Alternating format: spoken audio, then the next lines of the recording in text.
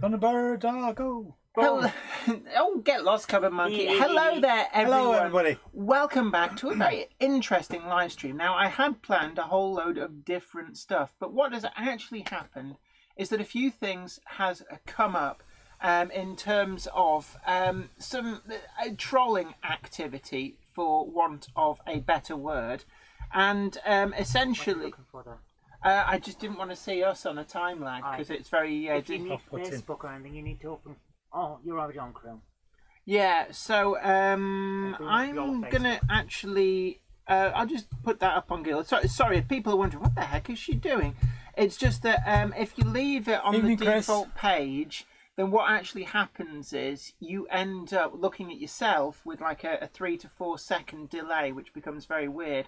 But we've got Chris Whittingham, evening to you. Gout Valley, hi guys, hi to you. Fly Much M1, good evening all. West Midlands train enthusiast, hi. But anyway, yeah, basically we've had a few trolls stirring up trouble about the whole Rail Riders thing, and we've kept this under a lid because, to be honest, it was something that, quite frankly, shouldn't have been a big issue. Now, those of you who are very much aware of the Great Model Railway Challenge will know that Les and I, along with Simon A.C. Martin, Melanie Lewis, and Stefan Nielsen, we all formed a team called Rail Riders. Now, we had permission, we still have permission, from the National Railway Museum to use this logo, which you'll be familiar with as having been the original logo of the Rail Riders Club of Great Britain, which was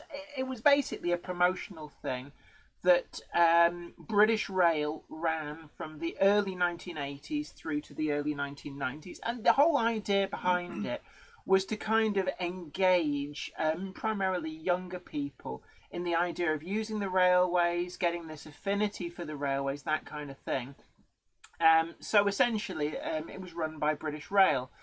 Then what happened is that it all got very fragmented.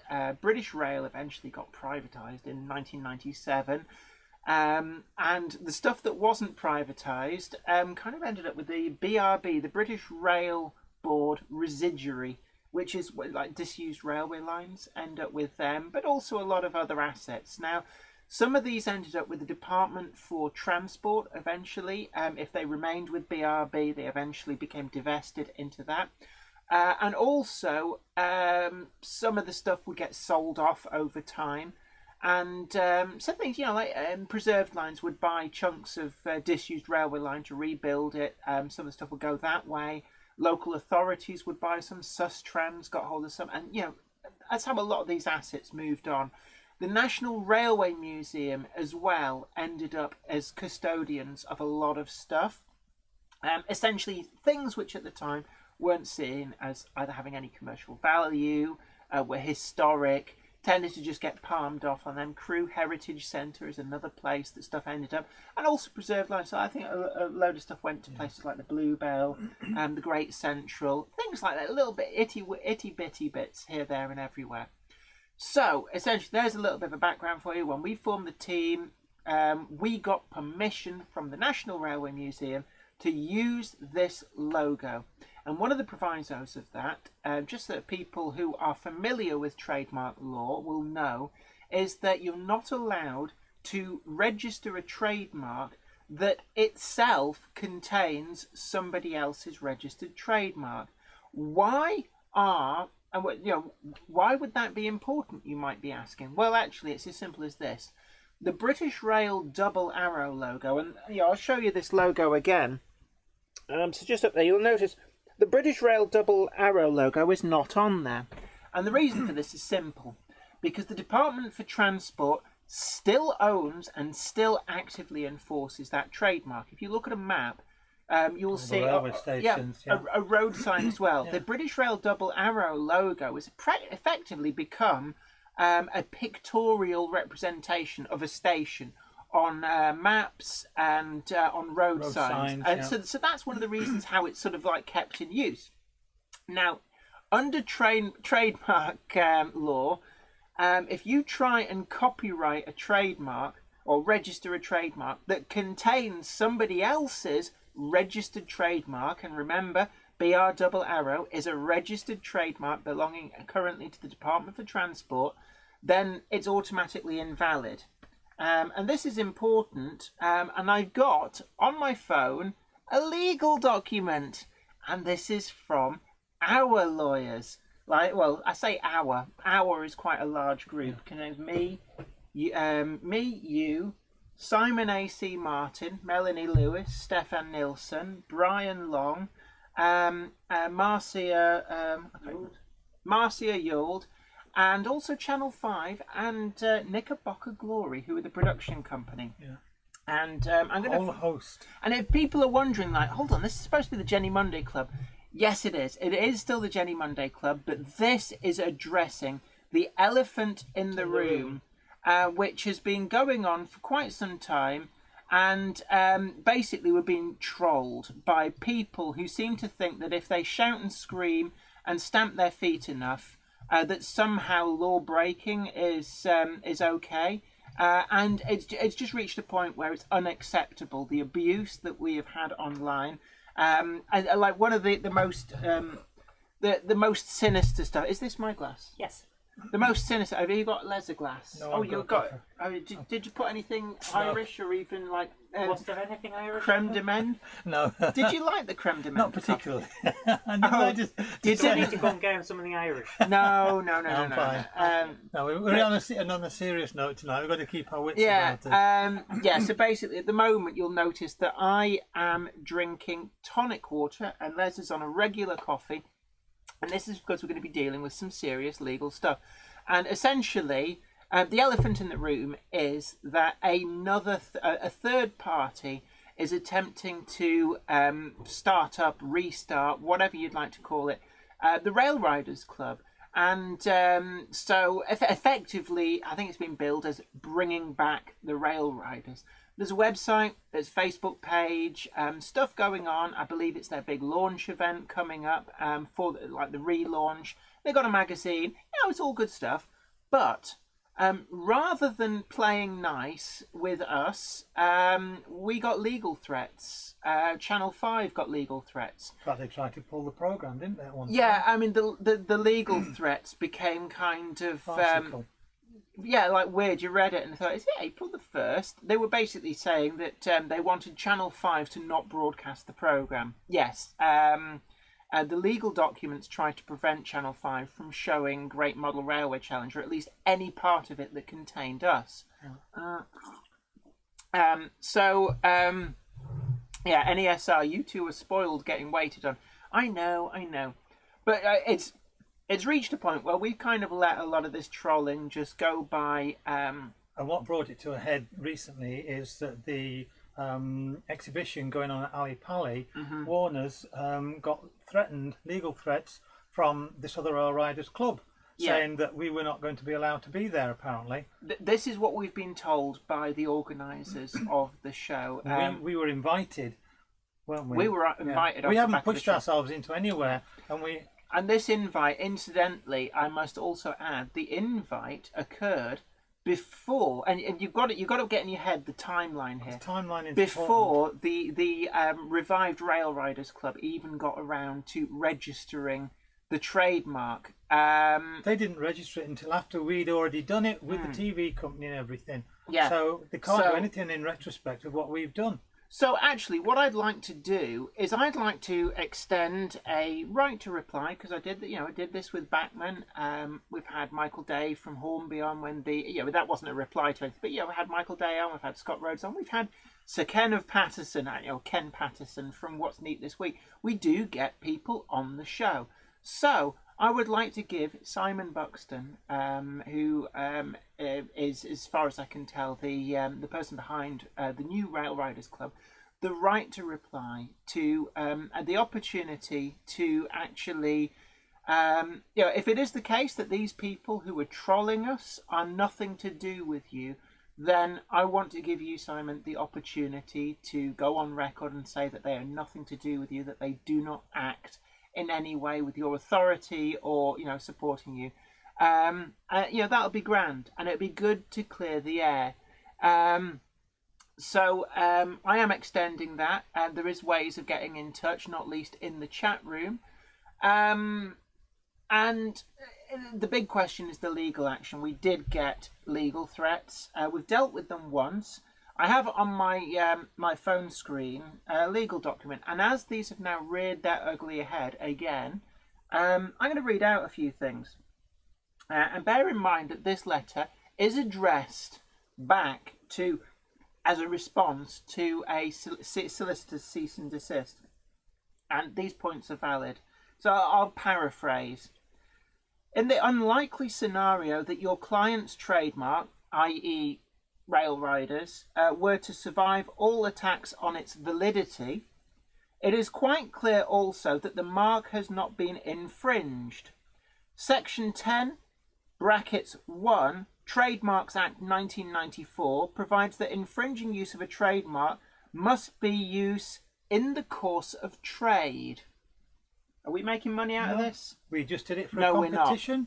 It seemed a decent name to give the group, because every team came up with a name, Phoenix and so on and so forth, who's counting rivets. So Rail Riders was a name that we chose. So we went through all due diligence and got it sorted legally. So anything that we did with that was, above board. Yeah. And therefore it goes on. The participants are not providing goods or services under the mark. They are simply a team making model railways as part of a television programme. The wearing of the team's shirts bearing the logo, as amended, and that goes back to the BR double error thing I talked about before, for this purpose is not use of the logo in the course of trade. The logo is not being held out as a clothing brand, and the participants are not seeking to sell the clothing to members of the public or provide any other goods or services. So right there, we've got Section 10, brackets 1 of the Trademarks Act 1994. We also move on to alleged passing off. Now, passing off is a legal term. Oh, Big Sid, no, easy, Tiger. I feel inclined to. Can you put on your gangster voice and read that out? Big Sid, I have some contacts from the East End who can call on if required. That's not very good gangster voice. Yeah, because they're geezers. Yeah. Right. We entered into the competition, in all good faith with fun and wanted to enjoy it. And then this shitstorm got kicked up, not by us. Language, Timothy. Right. Well, the other thing as well, let's just have a look. We note that this is the legal response, alleged infringement of a registered trademark. Now, bear in mind that,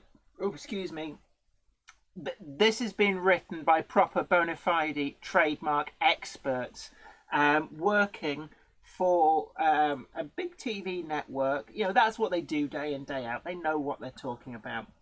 We note that the application for this trademark, i.e. the new Rail Riders Club, was filed on 10th of June 2019, and that the mark was registered. I think that's basically the point, that the Trademarks Office kind of like rubber stamped everything.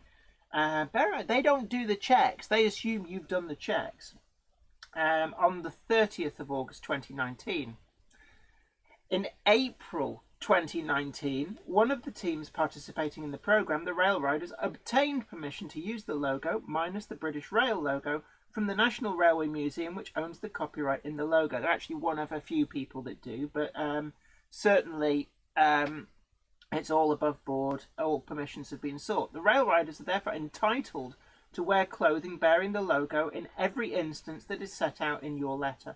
Your client's permission to use the logo is not required. That is the end of the matter. So, trolls, take note. Somebody's asked there, Canadian Rail fan, hi Jen and Les, hope you're doing well. Can I ask about what is the truth about? We keep getting trolled and legal threats about the Rail Riders team name and the use of this logo that you see on our tops from the TV series.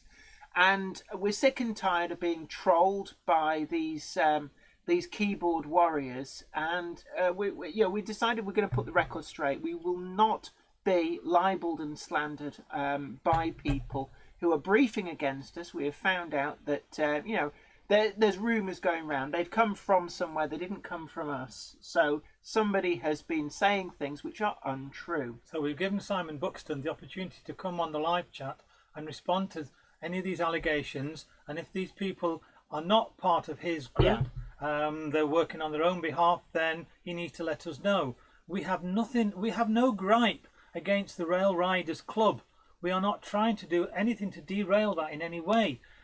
They can get on with it, but we are not affiliated with it, but we will not stand for the harassment that we've been receiving from people purported to belong to it. I'm a very fair person. So if Simon Buxton wishes to come on and put the record straight and say, actually, these trolls are nothing to do with me, I don't know who they are, they don't speak for me, then I am happy for him to go on record to do that and actually set the record straight. I do know there's some fanatical people on the internet that do weird things.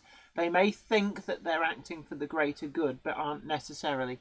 But, I'm quite happy if Simon Buxton wants to go on record and say they're nothing to do with him and he does not stand by or endorse them. Ian Ryan's asking about the BR logo copyright.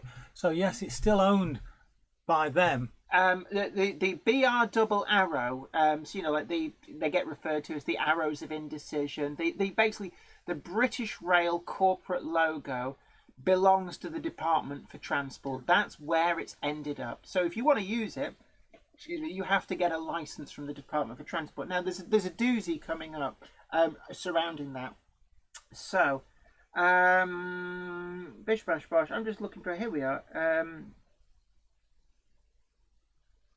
Essentially, he registered the trademark after we filmed this. Now, one of the trolls tried to claim, well, he did do due diligence. It's not his fault that this super secret TV program was being filmed. How could he possibly know about this? Well, you know what? Bachman knew about it. Hornby knew about it. Pico knew about it. Gagemaster knew about it. Metcalf knew about it. All the teams involved knew about it. That's actually quite a lot of people. The production company Knickerbocker Glory. The magazines knew about it. Even a lot of the retailers did. Hattons knew about it. Rails of Sheffield knew about it. Kernow Model Centre probably knew about it as well. It was an open secret that this was being filmed and who the teams were. It wasn't difficult if you do due diligence to actually find out. Yeah, not only is this thing being filmed, but there's a team called Rail Riders who got permission from the National Railway Museum. If you'd have done due diligence, then just as a point. Sorry guys, I'm eating pizza. Just as a point for due diligence, if he had done due diligence, he would have had to have got permission to use the logo. The people who owned the logo knew that she was using the logo. Yeah, that's the thing. National Railway Museum knew we were using the logo. So, did he not speak to them? Then he can't have done due diligence. Exactly. So the due diligence argument is null and void. And actually, the fact that it would appear, according to the troll, and again, as I said before, right to reply.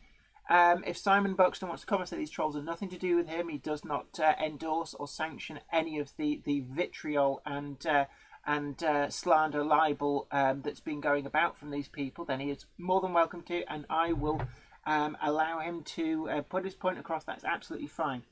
But essentially, the other thing is, go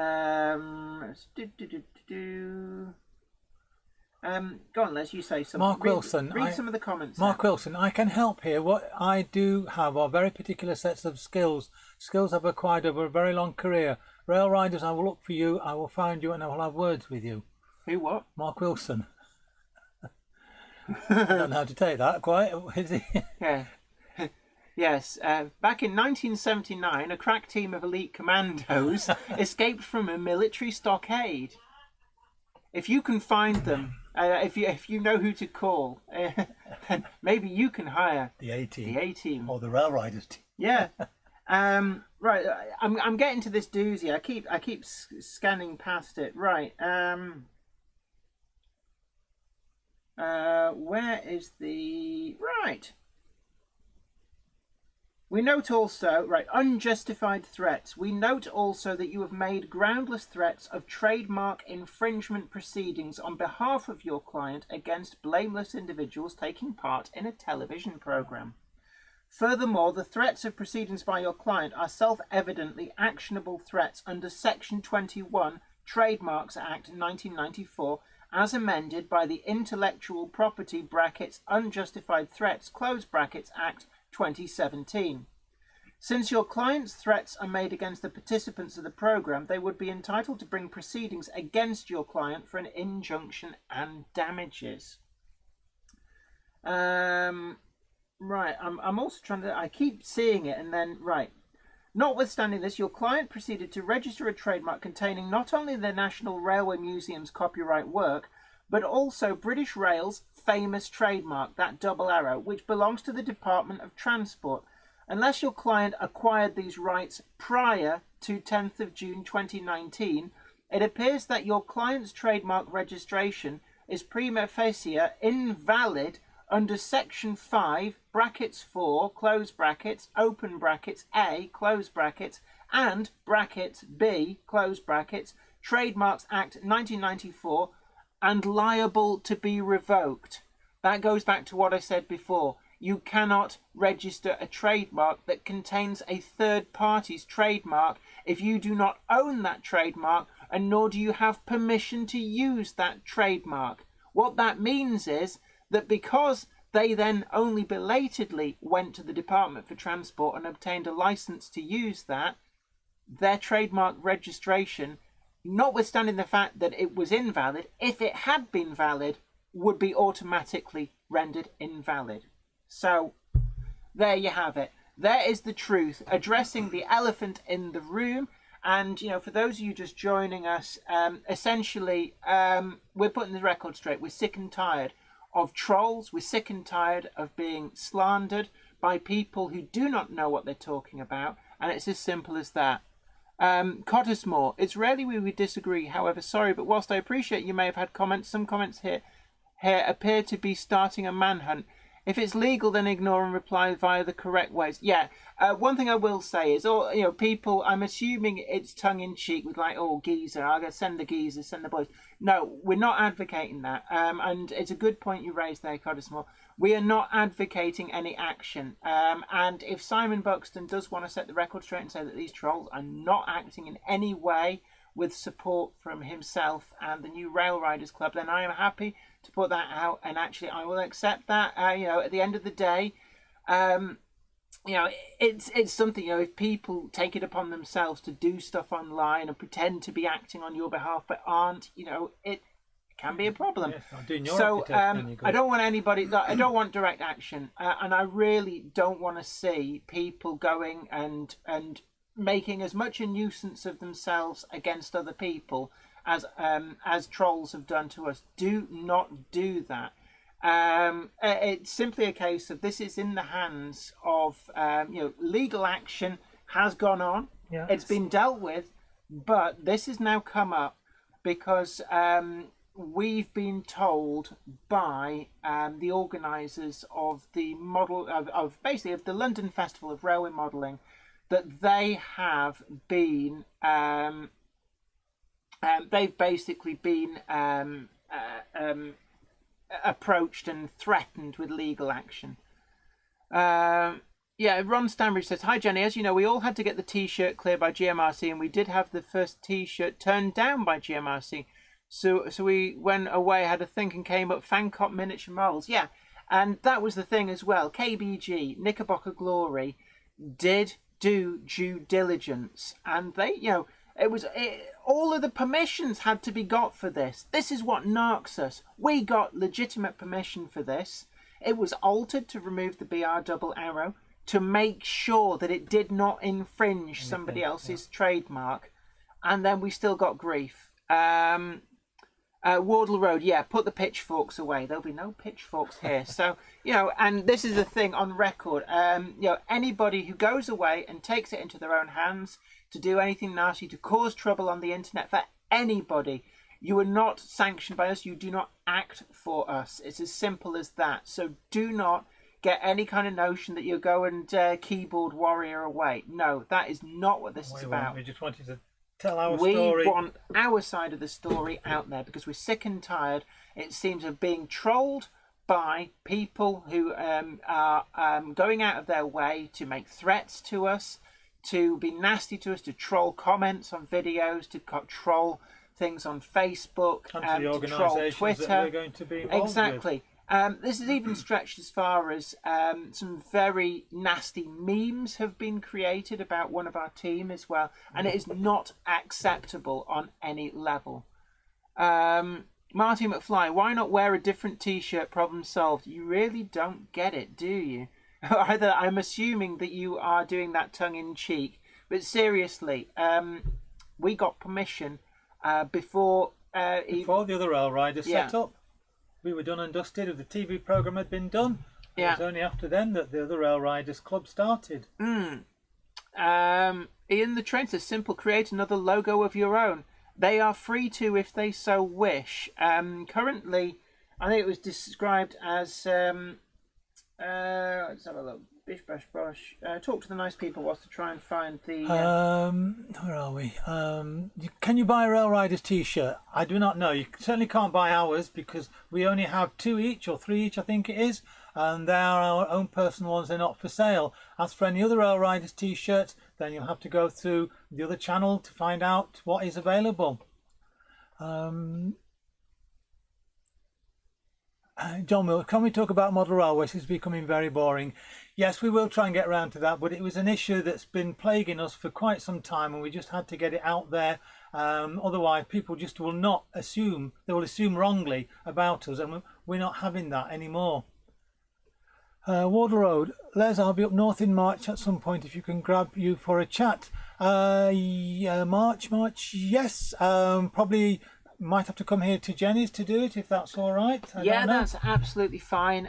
You don't really have a layout. Don't have a layout as such now. You dismantled it for winding down your business. Mark Samway says too. Yeah, we spoke to Red Riding Hood as well. Yeah, she wasn't best pleased, but she did grudgingly give us. We haven't spoken to the wolf though. Ham Shackleton. Replying to Ian the Train, I think you got it backwards. The other group is trying to take over the name and logo. Yeah, and it's. I do promise you, we are going to move on for this. Basically, you cannot find, just because a logo or a trademark is not registered as a trademark, doesn't mean that it's free for all. So you couldn't pretend to be the White Star Line or the East India Company and register that and then pretend like, oh, but it was mine all along. The actual graphic was drawn by somebody. Somebody paid for that. They had the intellectual property in that. Just because they didn't register it doesn't mean that you can steal it by pretending to be them and passing yourself off.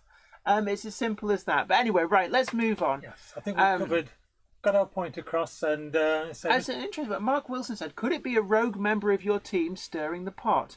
I don't really know. I would hope not. And again, that's why I extend the invitation to Simon Buxton to distance himself from the activity of these trolls and to state on record that they are not endorsed by him and that they are not acting with his authority. Right, anyway. I think we've covered everything. People now got a better picture, hopefully. We can move on to talk about trains and other things. Don Cragen, good morning from San Jose. Sorry for joining late today. Don't worry. Mark Samways, ha-ha. Ha-ha to you too. Wardle, oh, that's an answer to you. What excellent, looking forward to it. Leslie Gilpin. We're moving on from the elephant in the room. Leslie Gilpin, interesting. A guy in India actually bought the East India Company name fairly recently, but did he buy it legitimately? If he did, then that's all well and good. I'm not entirely sure who owned it. Somerset Andy, interesting. So I take it that when GBRF did 66789 and BR large logo, they must have got permission. Yes, they will have got permission. Before any liquor paint touched that locomotive, they would have had a license from the Department for Transport to put that double arrow logo on that. And incidentally, it's one of the other things. People sometimes ask, why is certain livery applications on models cost more than others when you come to buy it in the shops? And some of that can be down to paying a license to use that livery. So the likes of Hornby, Daypole, Bachmann, they've had to license to use in model form things like I presume like the Cycling Lion logo, the Ferret and Dartboard logo, the double arrow, all these sort of things have to be licensed. You know, an intercity as well, mainline, load haul, all of these things have to be licensed by whoever owns them. And I believe that some of the later ones might actually belong to being bought by effectively EWS or Freightliner, but some of the early ones certainly they're with the Department for Transport or the National Railway Museum. What are these? Cheesecake. Well, What the hell? Cheesecake? Oh, Zoe, why did you get cheesecake? Thank you very much. It's like a very lacklustre Sarah Needler cheesecake. I thought that Copyright and legal after a ownership while, is you would quite a need to- minefield. frozen. Even in my trade as a put it in picture the fridge. framer, I get the anomaly that I can sell greeting cards off the rack to people, but I cannot sell them if I frame them and put them on the wall. In fact, as a gallery, I'm not allowed legally to take certain greeting cards, say Disney, thing for example, put it in a frame, put it on the wall, and sell it at X amount. Because that classes as a derivative work, doesn't Yes. it? However, a customer can come in, they can take selected card out of the rack and they can bring it to the counter and ask me to frame it for them, and I can do that quite legally. You know, it's a very weird situation, but that's the Because way. you're doing it as a private commission yeah. for an individual who's not doing it for profit. Yeah. because you're allowed to customise your own items. Yeah. So yeah, it's all very complicated. Do you want a piece of this? Sarah Lee's finest. I've got one. You bought 3. Yes, When did you get these? with the takeaway. And Because look, you planned in advance. it's the course I Flying did. Scotsman's birthday today. Happy birthday to you. Happy birthday, Flying Scotsman. Right, I didn't know that. Interesting. You know what? Speaking of happy birthday, there was a legal battle over that too. Yes, Because because of a copyright yes, troll. yes. To Richard Hall, I'm afraid Brian was an integral part of your group. Throwing under the bus springs to mind. Why? Who's thrown him under the bus? Brian didn't do anything with this. Well, This is not Brian's fault. Brian hasn't done anything. Jenny and Les never said that this was Brian's fault. Who's No. saying it's Brian's fault? No, it's just a comment here from where's it gone? Richard Hall. No. Richard Hall, that's very uncalled for. We've never ever said that. And I believe it was the third party that suggested, could it be a member of your team? They also didn't give any names. And The thing is, it could be a member of the team, which probably isn't.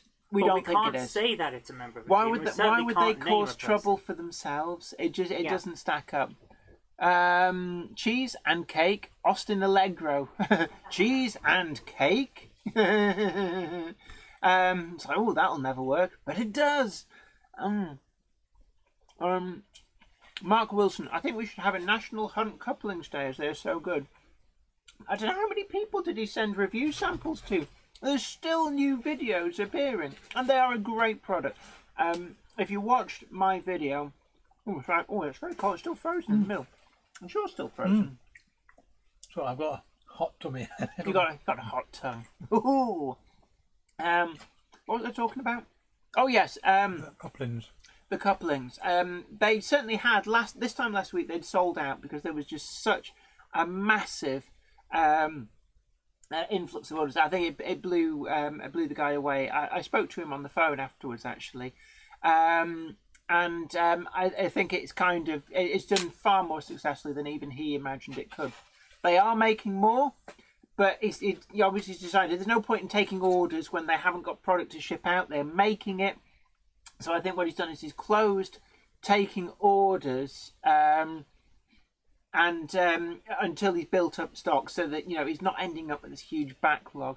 But yeah, they are great products, and I'm still road testing them upstairs, and they just work really, really well. I think Hunt's couplings, we're going to see a lot more of them. I think they're here to stay for definite. They are a great design. I wouldn't be surprised if at some point maybe other manufacturers license it for him, because you've got to remember the tension lock coupling and also the Pico Simplex coupling, aka what Hornby 00 used. They're all licensed. So actually, when Hornby 00 was making their stuff with the it's known as the Simplex coupling, they were paying a royalty to Pico for every single one of those sold. And I don't know who owns the rights to the tension lock, but it'd be a similar thing. So it wouldn't surprise me if a manufacturer did get on board with licensing the use of some of those.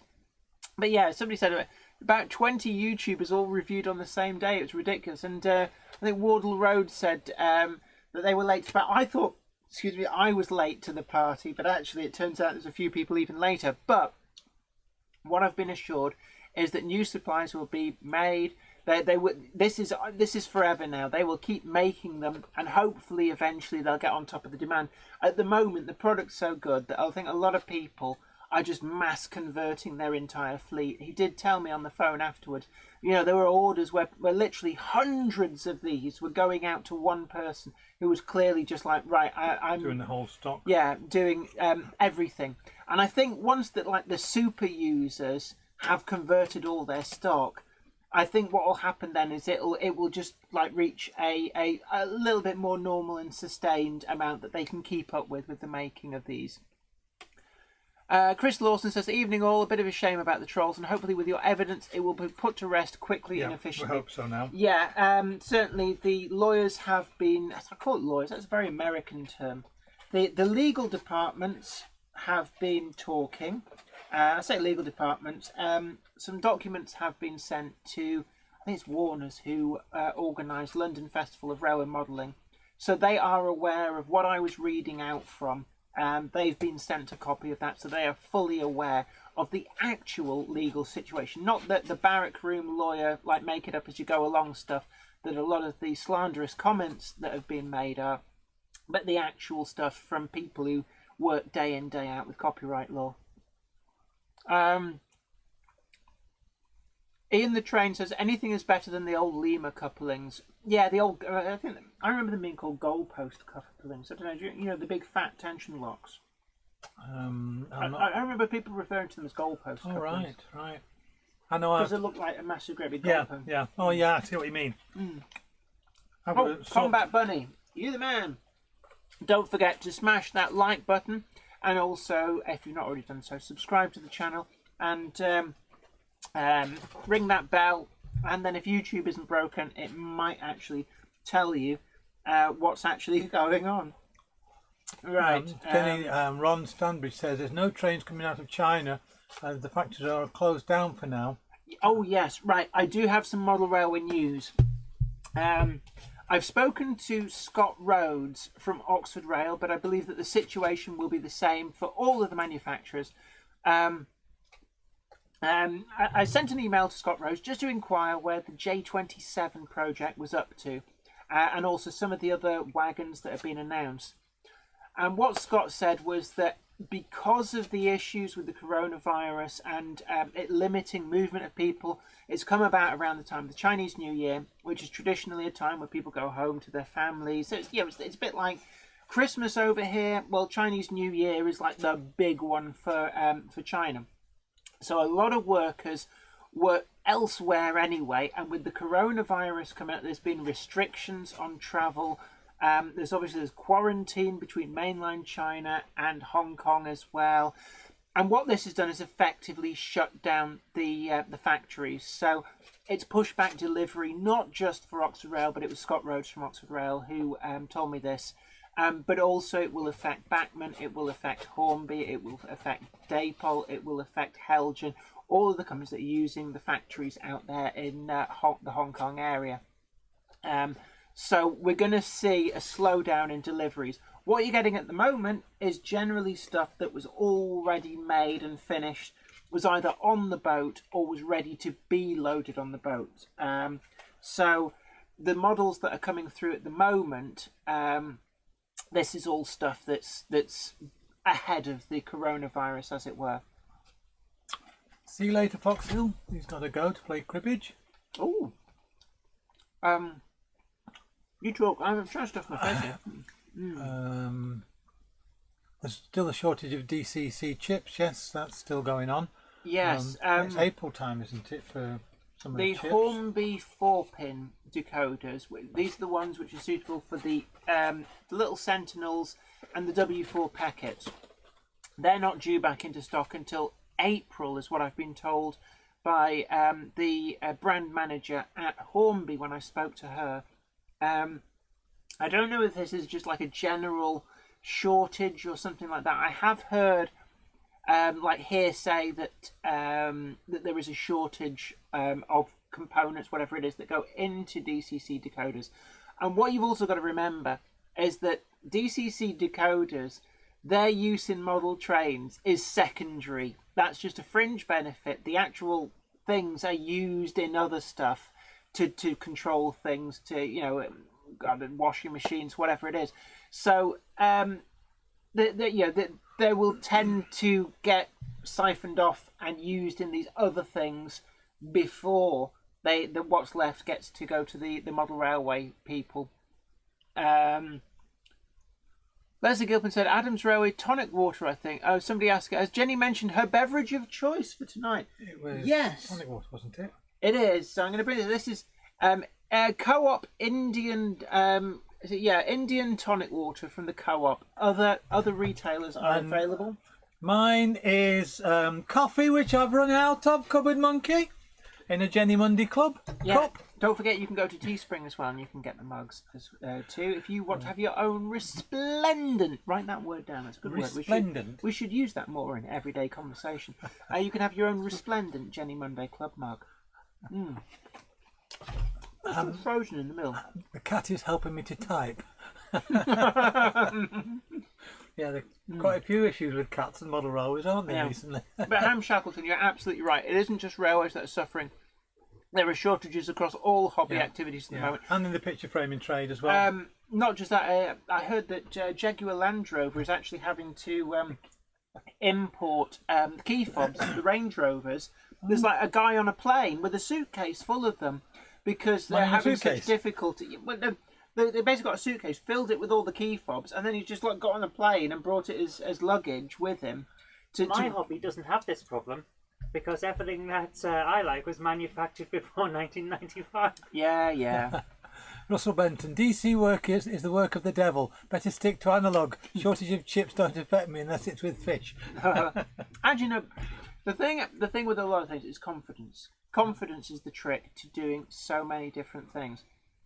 So, DCC fitting is another one of those areas. And actually, if you watch some of my reviews, manufacturers are making it easier and easier to DCC fit models, and that is a great thing.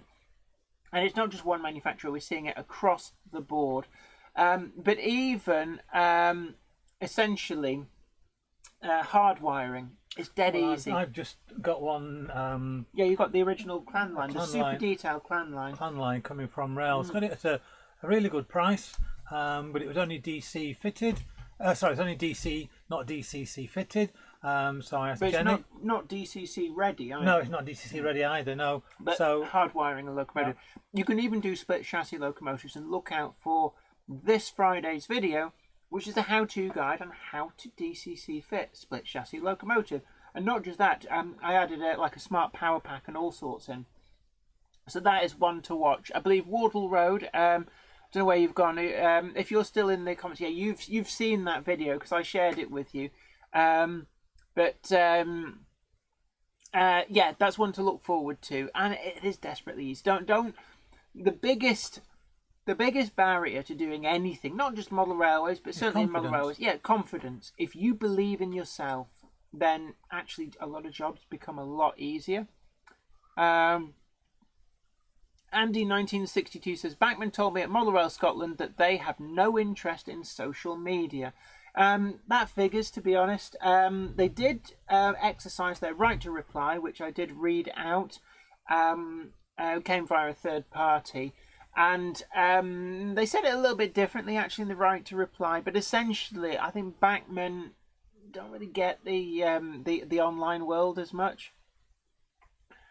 Adams Railway says, my Sir Nigel Gresley is split chassis, never been run by me in 5 years as a result. Knew it was too cheap on eBay at the time.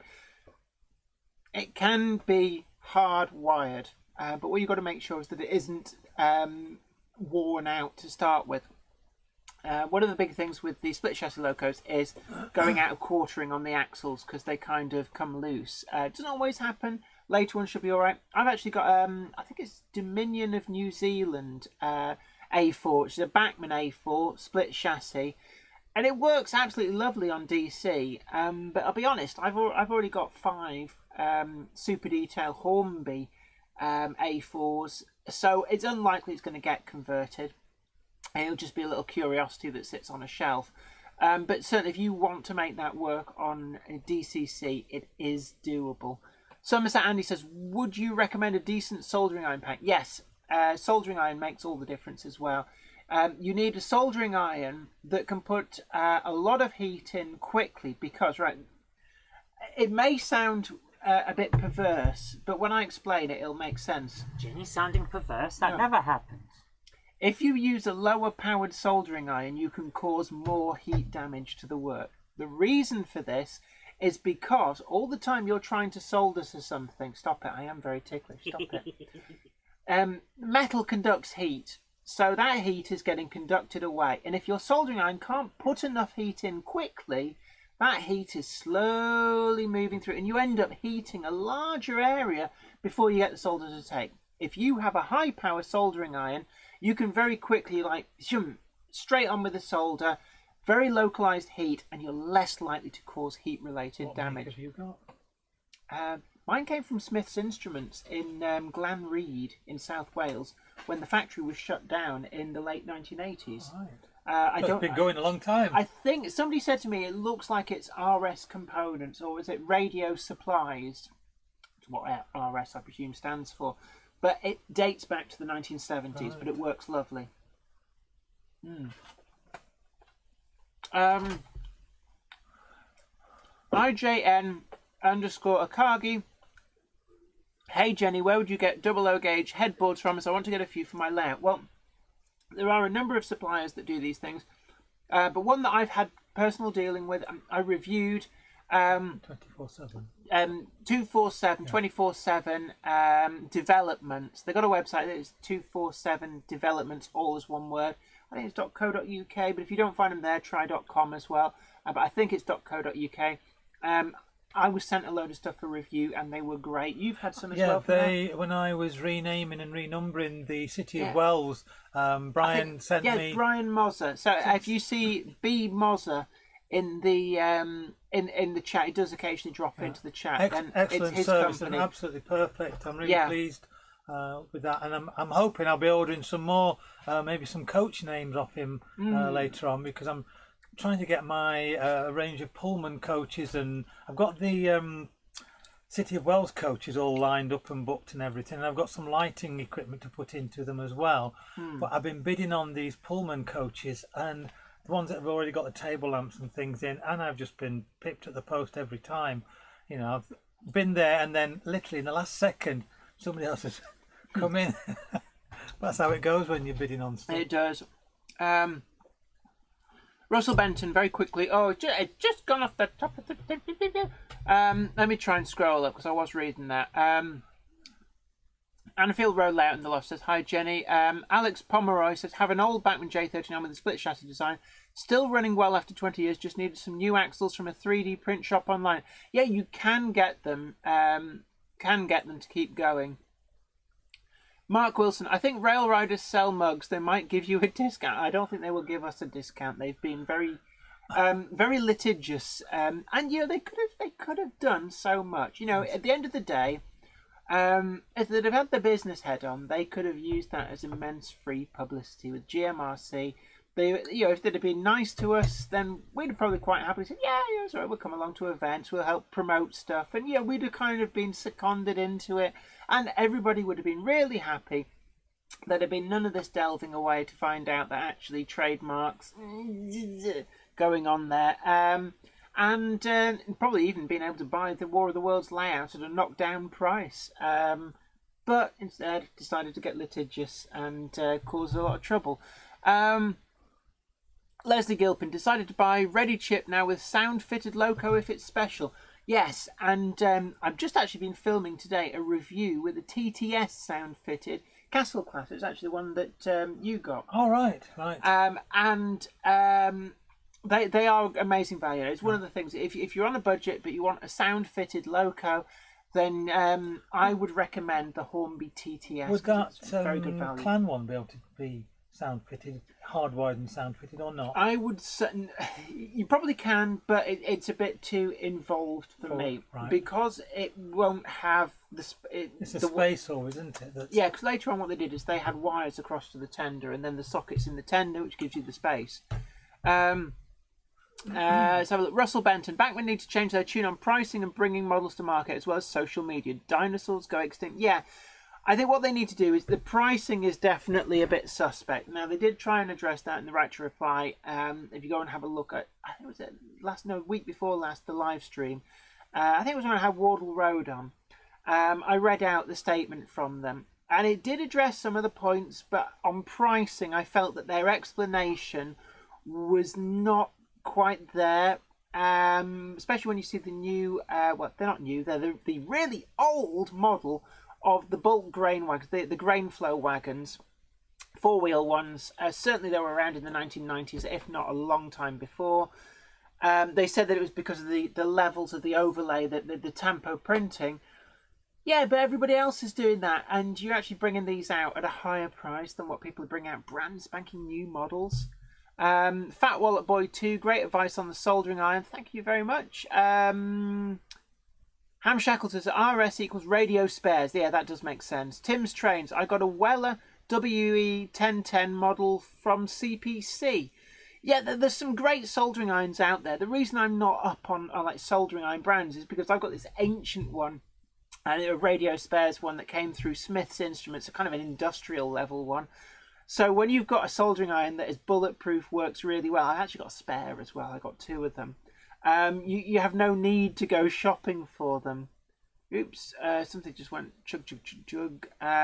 Ian Ryan. I have an 08 shunter with seized motor. To help sort it, I unscrewed the conrod pins to the wheels. One pin keeps dropping out. Do I need to use something like a super glue to set it? I've never had that problem, but I have heard of other people having a problem. What I would suggest to you is you need to clean inside the wheel. Obviously don't use soap and water, but something like an electrical contact cleaner to get rid of any oil in there. Oil is your enemy. And then a wee dab of super glue. Not too much, otherwise you'll make a mess. But like, put it on the pin and then into the hole in the right position. And that should stay put. But cleanliness is key, otherwise the super glue won't take, because the oil will form a barrier. McBen Man 1. Oh, sorry, Ian the Train says X-Trix grain flow wagons. Yes, that's the Bachmann wagons we were talking about. They are ancient. Very odd choice. McBen Man 1. Hi, Jennifer. Will Roundhouse and other Livestream products be affected by the coronavirus, and will it also affect exporting it overseas, such as Norway? I don't expect that to be the case. The reason for this is that Roundhouse make their products in Doncaster, so they're not based out in China, in Hong Kong. The proviso is if any of the materials are coming from there, that could delay things, but I don't believe they are. Exporting to Norway, I don't see any issues.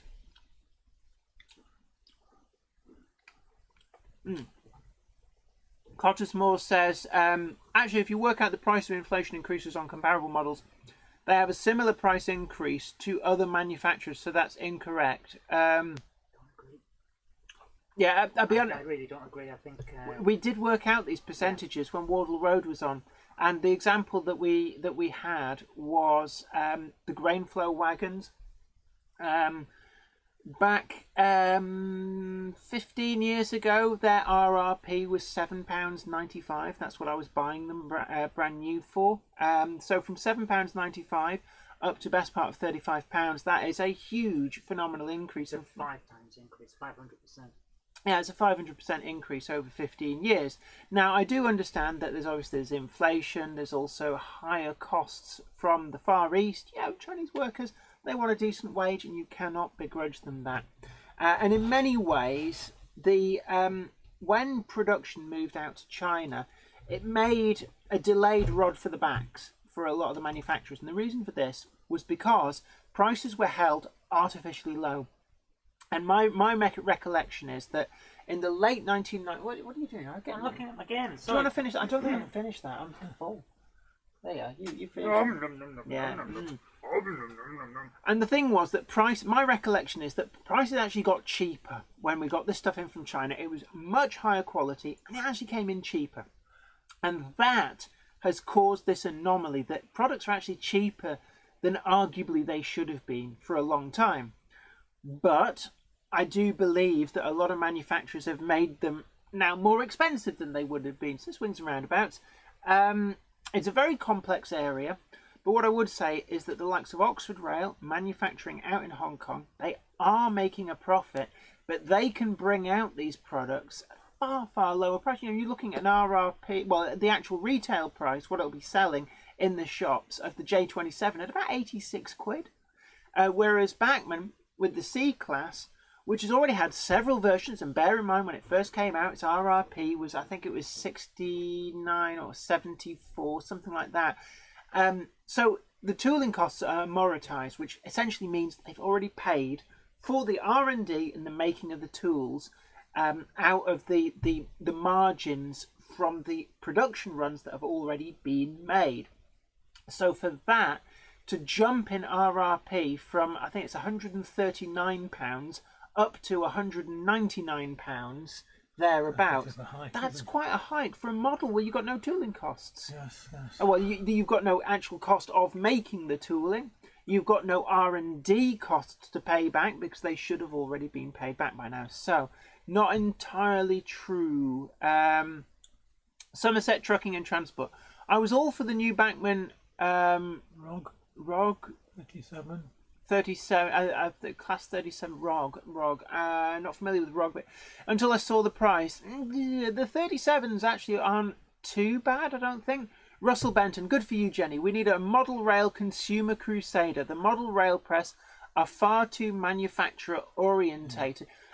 That's a little bit unfair, but I'm independent from everybody pretty much.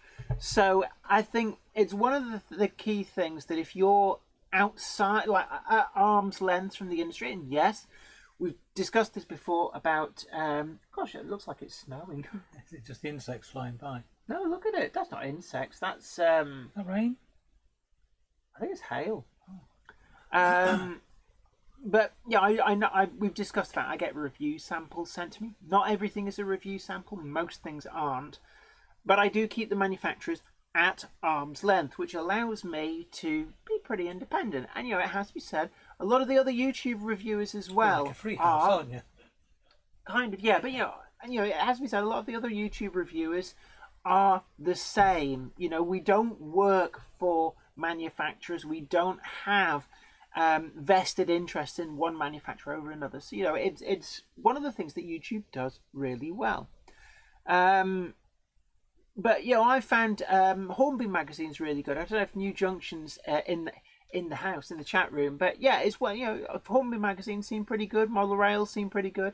Railway Modelers seemed pretty good. One thing I would say about Railway Modeler, and they don't try and hide it or anything, so I don't think that there's any axe to grind, because there is not.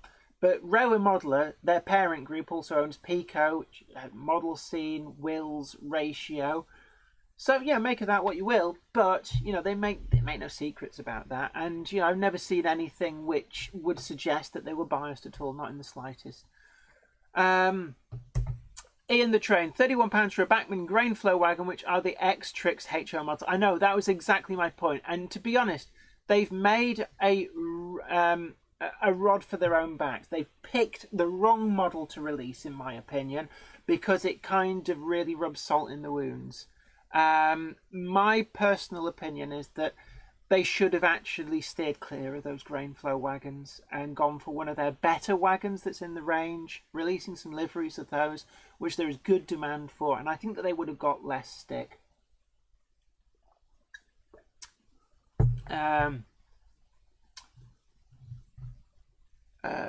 Just trying to keep up with the comments. They're coming in thick and fast. Richard Swiderski. Received my Hornby 6201 Princess Elizabeth, lovely model, waiting for a TTS decoder. I believe that the TTS decoders suitable for the Princess Royal are, if they're not in stock, they should be in stock in the next few days. They certainly, from what I've been led to believe, were in the same shipping container as the Princess Royals. Yes, they do look great models. I've got one from probably about 15 years ago. Is she letting you have a word in edgeways? It's all right, I'm answering the question, so... This is Jenny. Yeah, in full floor. Yeah, I'm trying to keep up with the comments. It's very difficult. They do come. I don't mind being the sidekick, so... Yeah, but yeah, the Princess Royal locomotives do look fabulous. I would love to get another one of those, but they're quite expensive, but I do believe that they offer value for money. Oh, excuse me. Somerset Andy, I got the Hornby Railroad Tornado with its sound, and it's a great bargain. I've got exactly the same model. It is fantastic. I'm not sure if I had smoke put in mine as well, but I've certainly got it with the sound chip in.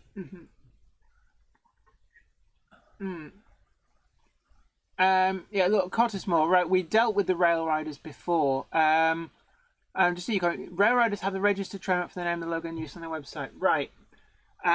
I did go over this at the beginning of this stream. Just because you register a trademark doesn't automatically make it yours. The fact that the trademark did priorly exist. Now, I read from the legal document from the actual legal department for Channel 5, and we got full legitimate permission to use the logo. We didn't have the double arrow because that needed to be licensed separately, and we were using it before the new Rail Riders Club registered theirs. There's also, I went through all of the legal things. There's like many different angles, and what has been really irritating the hell out of us is the libel and the slander and the trolling that we have had to put up with from various people who claim to represent the new Rail Riders clubs. It is as yet unproven as to whether they genuinely do have anything to do with it. And I've invited Simon Buxton to, if by his absence now. Well, they don't. In fairness, he might be doing something else. It's not. You should not read into anything. The fact that he hasn't turned up, for whatever reason, he might be doing something else. It's we don't expect the entire world to drop everything to come to the Jenny Monday Club. But if they are nothing to do with him, then I would welcome an official statement from him to distance himself from the trolls, the libelers, the slanderers, because it is not acceptable. We have a legal document that supports our use of the brand. We will continue to use these as set out for what we were doing with the Rail Riders team, Great Model Railway Challenge. We will not be bullied and we will not be strong-armed by Lionel Hutt's attorney at law. So there we have it. And I don't know how many times I have to say it, but I'm sick and tired of the bullshit that people keep trotting out to try and justify the slander and libel and the trolling that we're being subjected to. I will not tolerate it. So one of the main reasons why today's live stream is a little bit different from what was planned is because we're addressing that. We're just sick and tired of BS merchants, barrack room lawyers, people who just make stuff up as they go along and seem to think that, because they say it, it's true.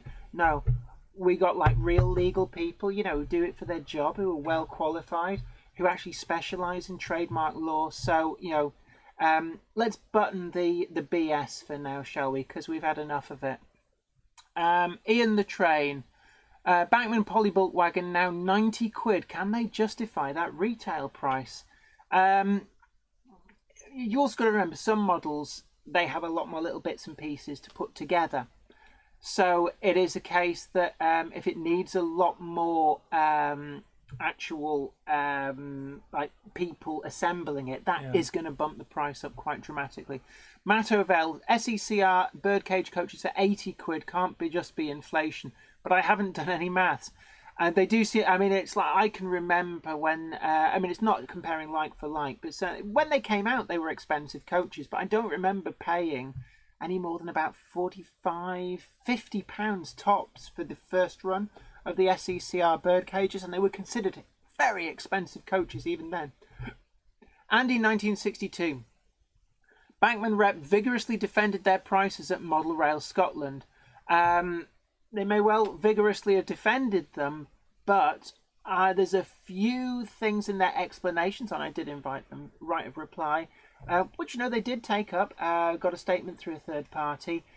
Some of what they raise is perfectly valid, but there still seems to be a few things that don't quite add up in my mind. I'm open to being convinced, but when I say being open to being convinced, I don't do the because I say so thing, because my mum used to do that with me and it never used to wash. I hate it when people say, why should I do that? Because I say so. No, I'm sorry, that's not a good enough reason. Wardle Road, some locos are silly prices, but I don't really have much of an issue with most prices. I just think if you're paying the big money, you need big quality in return, and that's the thing. And some locomotives, like I keep bringing it up, but the Daypole Class 29, I've been very impressed with, and I think it comes in at an RRP of it's like 127, something like that. It's not, it was an expensive thing, but it's less than what we're seeing locomotives come through from other manufacturers. This is a fully newly tooled model, and it is brilliant. But it's fully laden with features. We've got lots of independent different lights and stuff. Ham Shackleton. The Chinese were paying their workers pennies, but now the workers have woken up and want fair wages, hence the price increases. Yeah, in part. And that's why I say there are some valid reasons for some of the price rises. And, you must not ever begrudge Chinese workers wanting a better wage. You wouldn't work for peanuts, so why should they? But the actual percentage of the end selling price that is accounted for by wages is not quite as much as you might think. And there's a lot of other influences going in there. Marty McFly said global cost of fuel, shipping, raw material rises. There are upward drivers on cost, but I've yet to be shown the reasoned information that makes me happy that these are all the genuine reasons and that there's not an increase in profit margin in there as well. But there's some really good value locomotives out there, and what really brings it home is Rails of Sheffield. I think they've still got some left. The C class in Southern Railway Black, they're selling for £67.50. So how can the new release be justified at, I think it's getting sold for around 170 RRP of 199. Wardle Road, hopefully the Railroad Plus range will bridge the gap between cost and quality, hopefully. Yeah, I really like to, I'm interested to see that. I'm going to come to that with an open mind. Ben Man 1, hi Jen, have you heard of Dave Goulder? Not sure I have. Leslie Dickinson, hi to you. Ben Davis, hi Jennifer. Did Who See Hornby have put who reviewed the 20-ton breakdowns? Did you see Hornby have put your? I hadn't. No, I must go and have a look at that actually. Marty McFly. Yeah, but it's probably the global costs of fuel. Oh, we've already covered it. Yeah, absolutely right. Oh, I'm going to jump back down to the bottom because there I can see the little shadowy outline on the master feed that things are coming in dramatically quick. So let's have a quick look. West Hill Wagon Works. I'm going to work in China. They must be on a no, but West Hill Wagon Works. I mean, that's the company behind the Hunt couplings. Yes. We were talking about your couplings earlier on. How is that going? Do you have any news on availability of your couplings? I'm really interested because I know that this time last week they sold out during the live stream. So I am curious. I mean, I'm still positively glowing, and I meant everything that I say, that the Hunt couplings should be at least in the running for Product of the Year 2020. Dragon Junction, hi to you. Somerset Andy, Les, is your Arriva Class 67 sound fitted with TTS? I understand the speaker goes in the bottom, so it needs a solder. I'm assuming there's another Les in here as well, because you don't have one. No. It's Modern Image, isn't it? No, I don't have one. Do you want to read something? I'm very mindful. No, it's all right. Yeah, McDavil43 says, I'm less likely to impulse buy stuff now, and that's a positive for me as I'm concentrating more on actual modelling. Certainly, good. I think people are much more restrained on what they're buying, it has to be said. Hobbies can be as cheap or as expensive as you want, that's true. And that's absolutely true there, Blue Peter. Hey, Jen and everyone else, look at Rails of Sheffield deals under Bachmann 00 gauge wagons, up to 50% off and some real deals to be had today. It's always worth a look, and as I said before, I do mention Rails of Sheffield a lot. It's always the case, Hattons have sales on as well. It's worth shopping around between multiple retailers, but there are some amazing deals, and people are griping about these higher and higher prices. But totally honest with you, there is still some amazing deals. For example, they've just dropped the price of the Helgen pannier tanks, and they are a great model. I did do a review of those. Combat Bunny Rails of Sheffield making me spend too much money. Oh, yeah, I'm spending there as well, yes.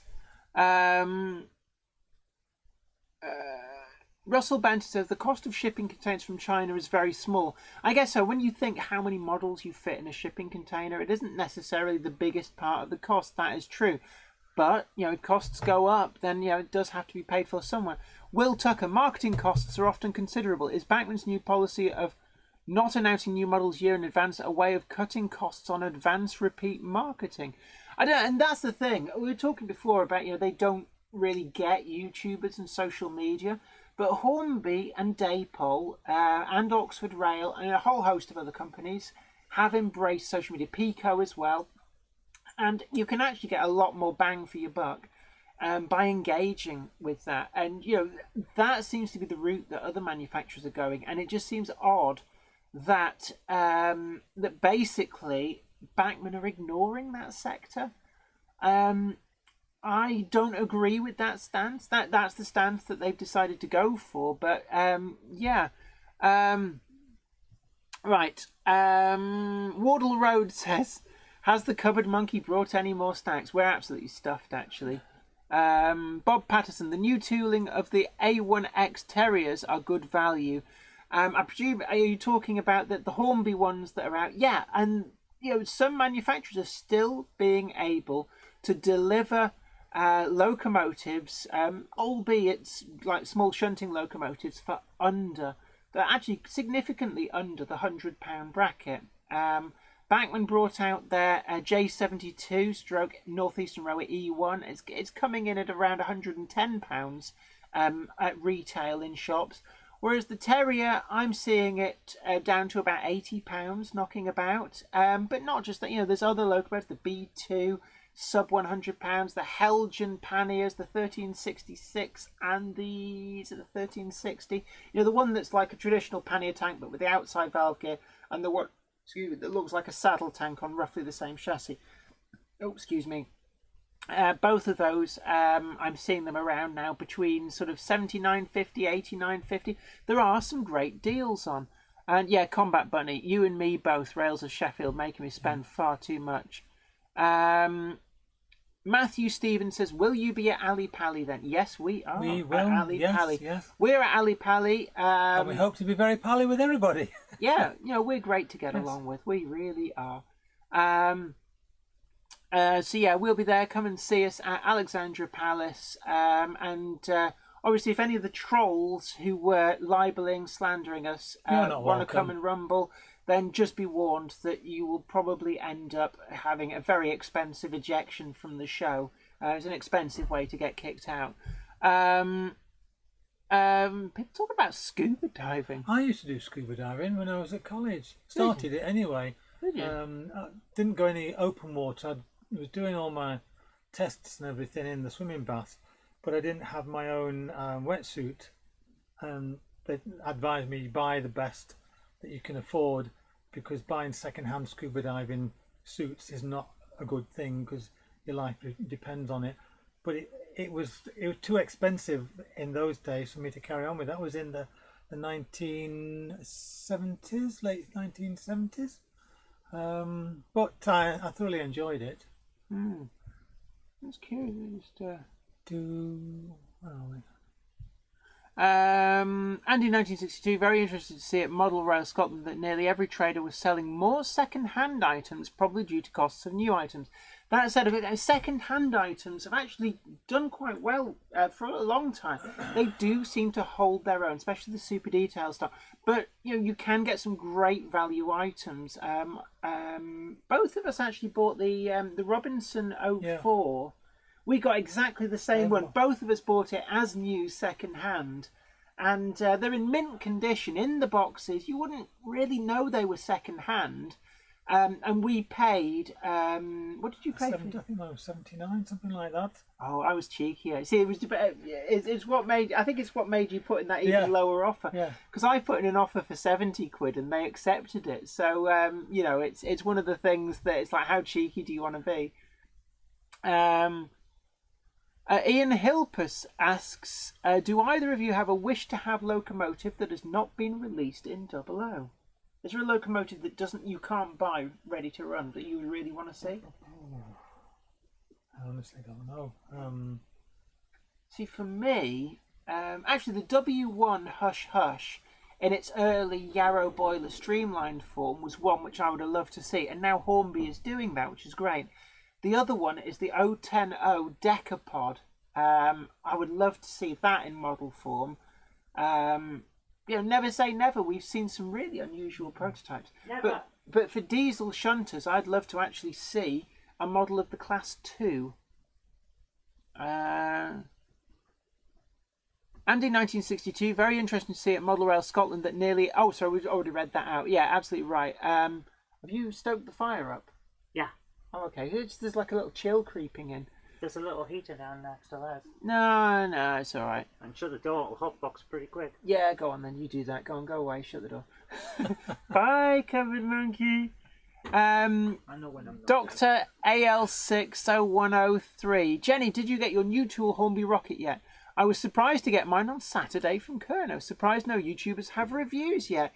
Gosh, you are lucky. Mine is on order from Rails of Sheffield, and as I understand it, Rails of Sheffield and Hattons are still waiting for their delivery. So you have been a very lucky person indeed to get that. So you enjoy that. And actually, if you film a review and bang it on YouTube, you'll be well ahead of the curve.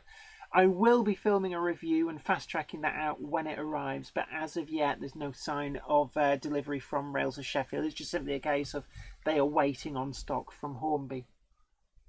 Lennon6412, Backman quality is fantastic to be fair. Yeah, you're absolutely right, and I've never really said otherwise. In fact, we've got a review going out on Wednesday of a Backman locomotive, and it does get a glowing review. The quality of the Backman product is really, really good. There is no problem with the quality at all. No problem with the build, no problem with the finish. They run well. They really are great models. The problem has been really, I think, more down to the communication side of the company than anything else. Ian Ryan, I lift weights and a lot of weights are made in China, so if they can transport weights from China to here, then transport costs for rail models seem insignificant to end costs. Fat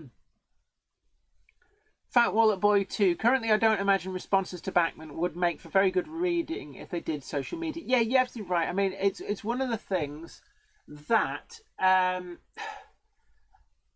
I think that manufacturers in general get a bad rap from people. There's a lot of people with axes to grind. I've seen some real vitriol directed against Helgen, directed against Daypol as well, and I think a lot of it is very unfair. And I can remember a lot of vitriol being directed at Hornby just a few years ago, when Backman could do no wrong on some of the model rail fora. How roles do reverse, but My criticisms of Bachmann are not about their products. Certainly not about their products. Their products are really good quality, and actually, Woodland Scenics, that the Bachmann distribute, I think they've got some of the best scenic products on the market of any manufacturer.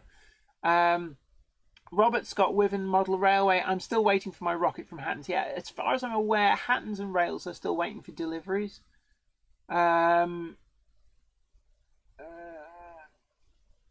Shannon Man 2 says, I use the arrows on my layout nameboard. Am I breaking the law? No, you're not. There's a specific clause. I did read it out at the beginning of the stream. And it's kind of what you said about, like, you cannot sell a framed postcard, but a customer can commission you to frame the postcard for them. Yes, yeah. And what it actually means is, if you're doing it not for resale, for your own private use, then yeah, that's absolutely fine. If you try and then subsequently sell them for a profit, then you are breaking the law. That's how it works. It's like artists copying pictures or other artwork. If it's just for their own use in the house and their own apartment or for family, you know, they're not technically doing anything wrong. It's when they try and sell it on afterwards that they breach the copyright. Yes, Blue Peter, the London Festival of Railway Modelling, 21st to the 22nd of March 2020. Doors open at 9:30. I think you can get advance tickets that let you in 15 minutes, half an hour early. I know at Worley they have that. Blue Peter, you beat me to it, Jen. Hush, hush. Yeah, the W1 has been announced, and that, you know, it's one ticked off my hit list, and I do have one on order. Alan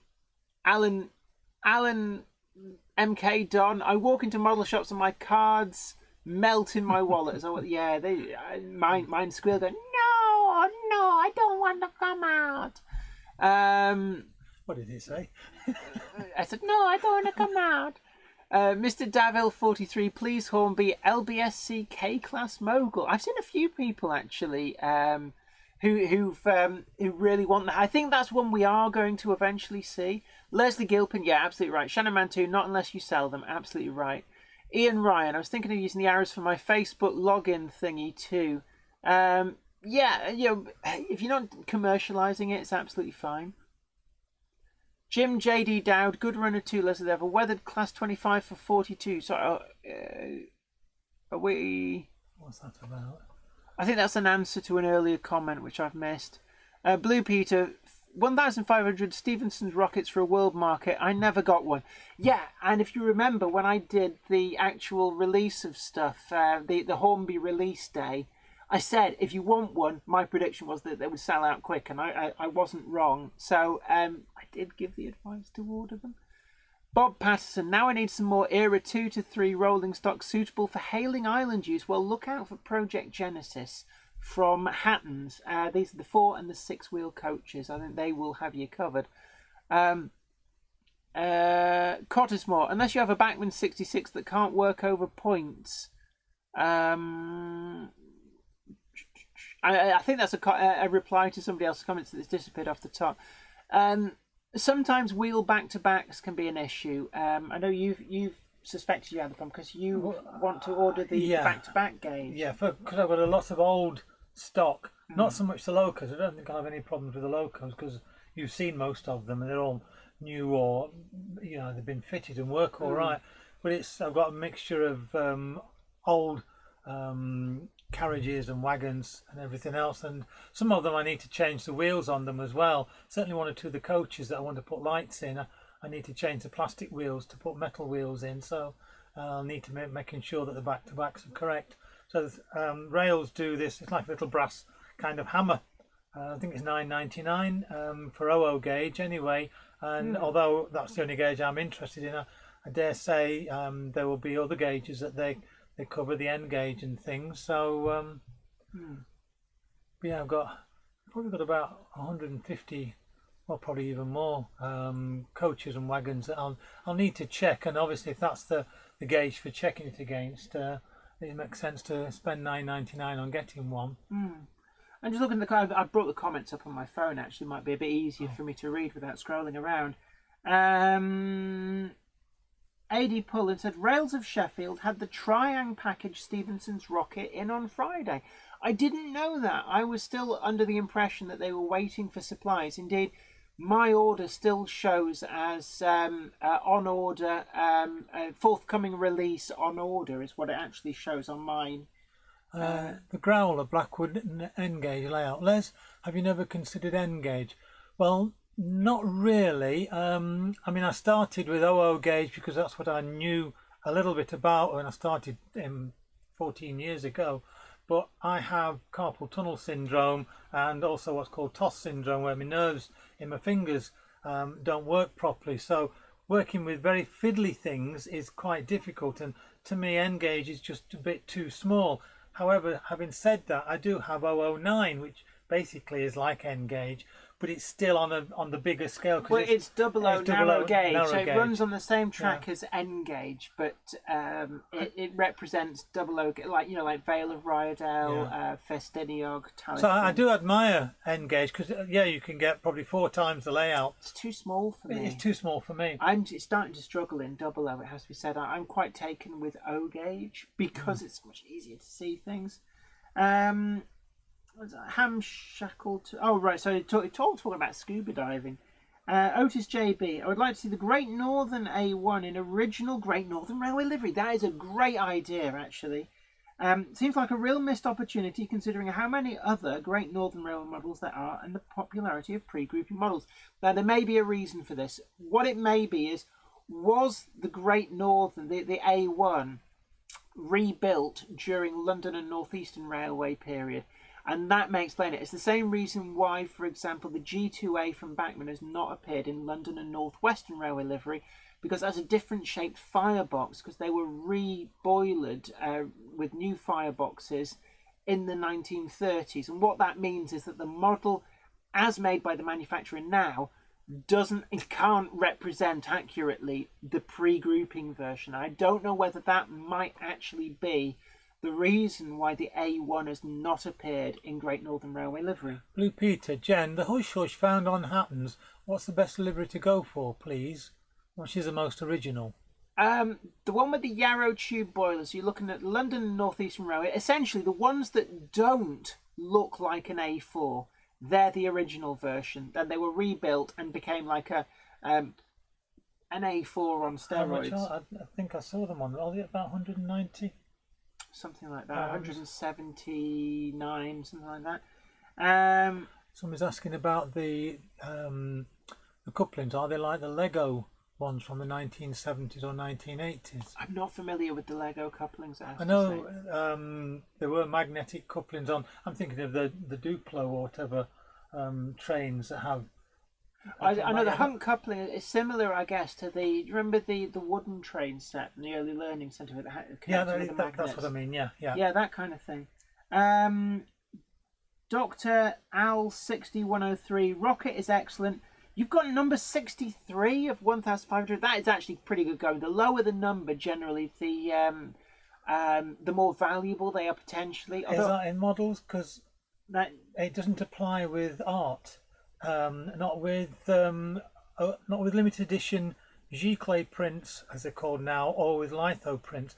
Number 1 of 850, for example, is not worth any more than number 850 of 850, because they're all of the same standard. Well, these ones as well, but I thought people like there's a cachet in it. There's a cachet in it, but a limited edition is only really worth what anybody's prepared to pay for it. There is that. I was always told that, if you got a single digit number on a limited edition run, that they tended to be quite sought after. And I guess if you got the very last one, so if you had number 1,500, psychologically, it's that. Like I was the last person. The only time that when it comes to original prints, like silk screens, which are a print but each one is individual, then you'll find that they have a lower run of limited edition numbers, because the mechanics of it, the silk screen that it's pulled through, all the inks and everything wear out. So an earlier edition of that is certainly more valuable than a later one, because it'd be higher finesse. Yeah, because essentially the tooling is much sharper. That's at the right. start. Yeah. Bob Patterson says, I got my standard Rocket catalogue run set and I'm waiting for the anniversary set. So you're the opposite way round to other people who are saying that they've already got them. You're the opposite way round, but I've not seen either. I've got them on order. Oh dear. Blue Peter says, Jen, where from please? Hush hush. Any retailer at the moment. Rails of Sheffield, Hattons, Kernow Model Centre. Also, we're always very big, support your local model shop as well. Just bear in mind that if they say that they've already pre-sold their allocation, don't chance it there. Well, just in case you get a few extra, they may not get any extra. So do shop around until you find a retailer that guarantees that you are getting an unallocated one. Ian Ryans, how do you uncouple the magnets couplings? Oh, you just pull them apart. You physically pull them apart. They just sort of like. I'm wondering if he means if you're wanting to do it in a kind of more realistic. I don't think you can. There's no remote uncoupling function. I don't believe.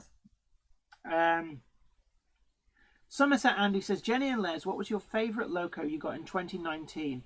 Mine was the Hornby Class 60 Dowlow with TTS sound. My favourite Loco of 2019. Oh, I've had a few, haven't I? In fact, I think I've had all 45 of them. Yeah, you've had quite a few. I was very pleased with my Hornby A4 Miles Beaver with TTS sound. But I think I'm not sure with other ones. I really like the Daypole Class 1, 2, I like my little grey one, that one that I ummed and ahed at Hattons that you've got. The N7, the Oxford diecast, the Oxford Rail N7. I think I would say that is probably my favourite. Controversial. But, I like all my logos. Robert Scott Wiven Model Railway says, my postings aren't showing up. Yeah, you're right, they're not. I don't know why. Angus's Trains, I've just seen your comment go off the top of the screen. Hello to you.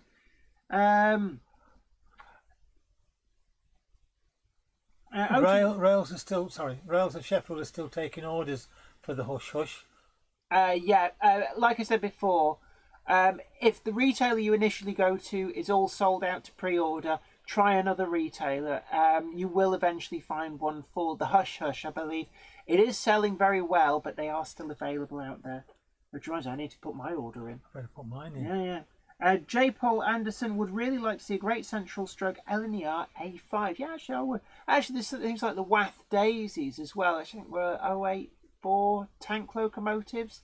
There's some of these slightly obscure locomotives that didn't really pass on much into the BR period. Would be really, really nice. McBenman1 says, hi Jenny, can I make a song request? Go on then. We're not going to play it, but yeah, go on. Chris Whittingham. No! I thought that was just read out. Otis JB, Trix Adler rather. Berry 120. Backman do great products, but in this day and age, their communication and engagement is poor. I really think that could be their downfall. Boom! That is exactly what I've been saying. And I can't say this more. If people say, why are you criticising Batman? They do great models. I never criticise the quality of the models. The models are superb. It's the communication side of things that they really do seem to be lagging behind. Ham Shackleton. My rocket is coming from Rails too, eventually. Yeah, I'll let everybody know when mine arrives, but yeah. Russell Benton. Rails told me at Model Rail Scotland that the rocket was coming in this week. I was concerned because my order just says pending, even though it was placed on 6th January. Yeah, that's what mine says as well. And when you actually go to the product page, it says it's a forthcoming release on order or something like that. Adi Pullen, mine paid for and should be here tomorrow or Wednesday. I'm going to have to check, actually. I haven't been debited for it. I will double check, actually. Now you've got me thinking. Dave Holloway, any idea what happened to Vi-Trains? Not seen or heard of them for a number of years. I honestly couldn't tell you. I really don't know. They just seem to kind of fade away. James Moody, on the Hunt couplings. We've already read that one out. Bob Patterson, the only issue with the rocket is the fake chain link, but as I'm a chain link fan, I definitely refit them with chain. And I think there's a lot of... It's a very small model, I've been told, so there's a lot of compromises. Leslie Gilpin and Ham Shackleton have said that there's magnets you can fit under the track where you want to uncouple, and there are videos on YouTube about it. Oh, excellent.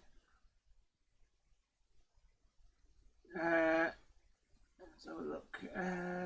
It's very interesting. Otis JB says, I believe that Hornby's LNER Great Northern A1 uses the same tooling as a GNR one would.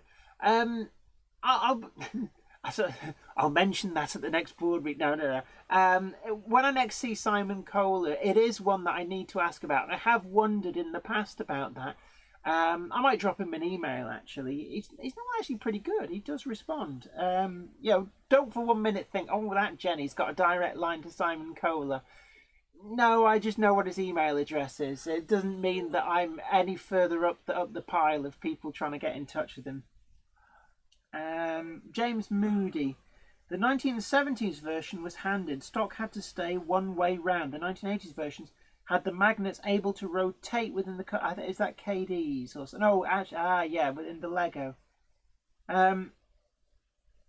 Hi Jenny and Les, says Angus's Trains. Hi to you, Angus. Great to see you. Hope you're doing well. You've gone from like all these fires to torrential rains and flooding.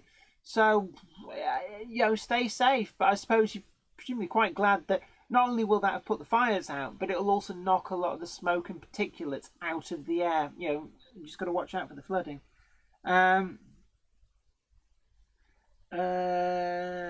Viaduct Central Model Railway, what is the best type of point to use for a crossover? I always recommend Pico. They're really reliable, they're pretty good all-rounders, so I would recommend Pico Streamline myself. Yes, McBen Man 1, you can make a song request. It won't get played, but you can make a request. Let's have a look. Graham MCK getting a Class 87 Caledonian Sleeper. Bring it right down now. I must admit the Class 87 is one which is on my radar, but a lot of things are on my radar. But at the right price, I will definitely be hoovering up an 87. Blue Peter says, Jen and anyone else, Rails Sheffield are still taking orders for Hush Hush. Just ordered mine. Yeah, I need to order mine actually. So yeah, I will be in there.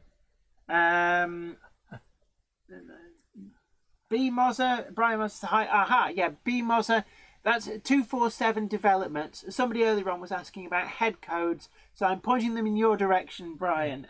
So 247 Developments, .co.uk. Great job for me. Yeah, because they sorted you out for City of Wells. Leslie Gilpin, lol. Les, every time Jenny says your name, I look up wondering where she's talking to me. How come you got your name spelt the same way as me? I don't know, where are you? I take it you are a fella then, or a lady. Who? What, you? No, Leslie Gilpin. Leslie Gilpin. Because obviously I don't know. But Leslie is spelt both ways. Yeah, because my dad's everybody calls him Les, but his name is Leslie. Yeah.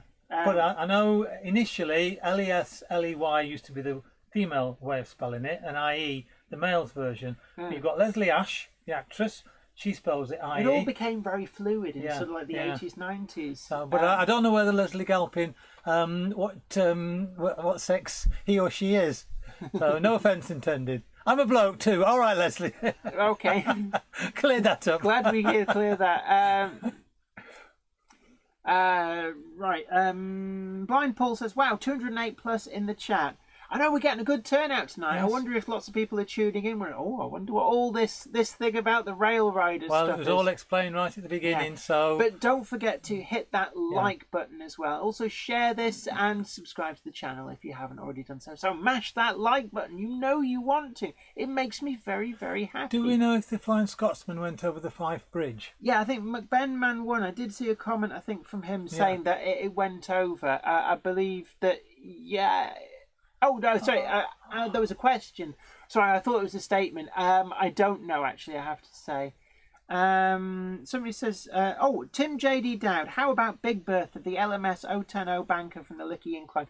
I think we will eventually see Big Bertha. I'm surprised that Big Bertha has not turned up in model form yet, but I would stake money on Big Bertha coming out in model form at some point. If everybody donates £1, we could buy Jenny a hush hush hint. Well, yeah, you could. Super Chat is available, but I don't like to push it. I always think it's very. It seems very graspy to go. Give me money, give me money. Yeah. And I was very, very grateful. I know in the past people have kind of gone wild on the super chat, and really grateful. There's a number of people in the chat room who put money towards my to get me a Class 47, and big thanks to Somerset Andy. I did see him earlier on, who actually sent me the one I really wanted. It was very, very good of you. And also they put money towards my Jenny needs a Helgen pannier tank fund, and I just felt absolutely humbled when people did that. Can I have a Les needs something fund? Les needs a slap fund. We can do that. Otis JB says, I know there's demand for it, but I find Big Bertha a very ugly locomotive. Well, I don't even know what that looks like. It was the Licky Banker. It was a huge, great, big, fat, 10-wheeled tender locomotive that used to push the trains up the trains up the Licky incline. Right. But the Q1 is a very ugly locomotive, but it has a charm to itself because of that. Blue Peter says, Big Bertha, she was a PE teacher at my school. Yeah, we had her and Sweaty Betty, the dinner lady. Melchester Model Railway, we missed your statement at the beginning. Could you do a reprise, Jenny, in this? Right, basically, there's been a lot of people trolling us, slandering us, libelling us. So we just got sick and tired of this, and we decided to set the record straight. We read out excerpts from legal advice that came from real trademark lawyers, and we basically pointed out how trademark law really works. We have push comes to shove, we have every right to wear these logos, and anybody who says otherwise is basically talking out of their bottoms. And so we've also extended an invitation to Simon Buxton to distance himself from these trolls and defamatory people. If they're nothing to do with him, then I'm quite happy to give him a platform to specifically state that they are nothing to do with him. But that's if you need to rewatch the stream at the end, you'll get all that at the beginning. Brian Master says, got a yellow box rocket on order. There's so many people got these rockets on order. I think they're going to be the model of the year at the end of the year when they do the vote for your favourite. Was that a doorbell? Yeah, I thought I heard the doorbell. I think that at the end of the year, the Hornby Triang Stevenson's rocket is going to be voted number 1 as the steam model of the year. It's as simple as that. I think it's going to get a tough ride, though. The Hornby 00 Duchess of Atholl, and also the W1 Hush Hush, if it hits the shops in time. I could honestly actually see those three taking first, second and third place, in all honesty. Robert Scott, Wiven Model Railway. Since the YouTube posts by several people, Hunt couplings are sold out, but they are making more. So they will be available again.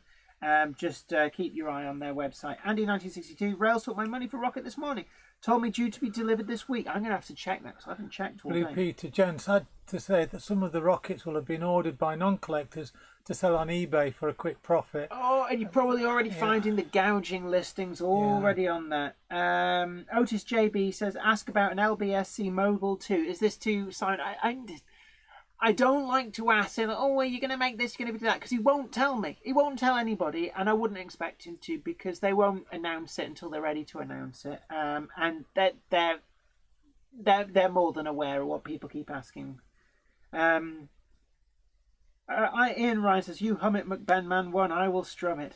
Do you know this piano's on my toe? No, but if you hum it, I'll play it. West Hill Wagonworks says, did look this week at Bachman, a new coach release, £85 RRP. Yeah, this is the birdcage coach. It's not even got lighting in it, and it's being ignorant. What's a birdcage coach? It's a type of coach. London, Brighton, and South Coast. Was it? No, Southeastern and Chatham Railway, because I get them two mixed up. And it's just a pre-grouping coach. The bird cages, it's got like a guard's lookout duckout on the roof. Oh, right. And it's got glass sides, and they got a nickname of birdcage. Right. Shannon Man 2 says, why are there 2 columns of chat? I'm only getting 1. What's wrong? Only 1. I'm only getting one. There can be anyone. You will see it on the screen, but there's also a separate chat box. Oh, if you're looking at it on YouTube, it's on the screen, yes, but it's also replicated on the right-hand side of the chat because that's where the chat box is. Yeah, somebody said, Adams Railway says, Oliver Brown, I'd agree with your pronunciation of Dapol. Now, I have asked about this. Do you want a drink as well, Jen? No, it's all right, I've got stuff down here. Now, I believe the official line is, Dapol and Dapol are both accepted pronunciations. Either. Yeah. Neither. That's the Potato. same problem in comics. If you do digital comics, you usually use a graphics tablet. And it comes from a company whose name is WACOM. Now, lots of them call it Wacom, but Wacom. turns out it's actually Wacom. Yeah. Brian Moss Well, that's more says... appropriate for a comic. Wacom. All right, Brian. Person who's asking about the headboards, Brian Moss says we're closed for the next 10 days. So if there's a delay in getting a response, that is why. So don't worry too much. Otis JB, does anyone know what is going on with those bloody Rails Terriers? I don't. I have asked a couple of times, and they've studiously sort of skirted around my question. So I couldn't tell you, and I suspect that Rails of Sheffield aren't entirely sure where things are up to too. So I didn't like to push it, but I have no information on that. Ian Ryan says, only 70 likes. Come on, slap that like button. We've got 204 people in the chat, so there should be 204. In fact, there should be more than 204 likes because people come and go. And don't forget to share it too. And if you're not subscribed to the channel, do subscribe to the channel because there will be more interesting revelations in the future, and you really don't want to miss them. I'm so out of the comments are coming in far faster than I can read them. Leslie Gilpin, I want a furnace railway copper knob. The body on Shapeways doesn't look good. Andy 1962 it usually picks up the GB Tour. Right, sorry, I'm just. You've gone back quite a bit. Mr. Davil 43. Anyone going to weather their rockets? I certainly am not. For me, it's going to be a little curiosity. Otis JB on the road to 10,000 subs, Jenny. Oh, well done. Or is that me? Yeah, certainly. I'm getting closer and closer and closer. So, yeah, what we need is the help Jenny hit 10,000 subs. Because if you hit 10,000 subs, you're allowed to use the Google Hangout place down in Manchester. I think there's one in London, probably Birmingham as well, maybe even Edinburgh. So you get to go and use their studio. All right. You actually become officially known as a YouTube, a bronze YouTuber. You don't get a plaque. You get a plaque for silver, which is 100,000 subs. And you get a different plaque, gold plaque for 9,300. That's pretty good. 9,380. Yeah. Out and about with DJ ADZ.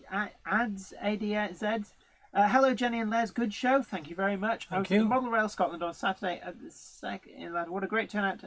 Have you guys ever been to it? No, it's one I really want to do, but because of work commitments, I have just really struggled to get out anywhere. Brian Mudd says, hi from Brian in Australia. Hi, Brian. Good Australian contingent in. I know we've got Angus's trains there as well. I want to get to 200 subs by the end of the year. It can be done, don't worry. When we had Wardle Road on, Ollie from Wardle Road, I believe he picked up 100 subs just during the course of the live stream, which was pretty amazing. Adams Row, best place near me that everyone fails to pronounce correctly is Oldham. Oldham? Yeah, there's I don't know, is that, whereabouts are you based? Because I know in the UK there's some really, really oddly pronounced names. Like the one that's been coming up in the news because of the flooding is Hoyk. Now, Hoyk in the Scottish borders, you can look to your heart's content, but you will probably not find it because Hoyk, I believe, is the one that on the map appears as Howick. And the other is Toaster. For many years, I used to hear Toaster on the travel reports on Radio 2, and I had no idea where Toaster was. Meanwhile, I was seeing what I thought was Towcester on road signs. It's actually Toaster. That's what a Towcester is. Toaster. Well, there's a place near here which I'd always call Barnoldswick, and the locals call it Bannock. Yeah, there's some really and like Whiz Beach in Norfolk is spelt Wisbech. There's loads, and it's like the name Siobhan. Siobhan is, I think it's like Siobahan Yeah. or something like that, and it's like. It looks like a Polish name, doesn't it? But I think it's Well, one of the places we were looking at to go and live at was called, I called it Whitwick, but it's called Whitwick. There are some really strange. Thank you, Cupboard Monkey.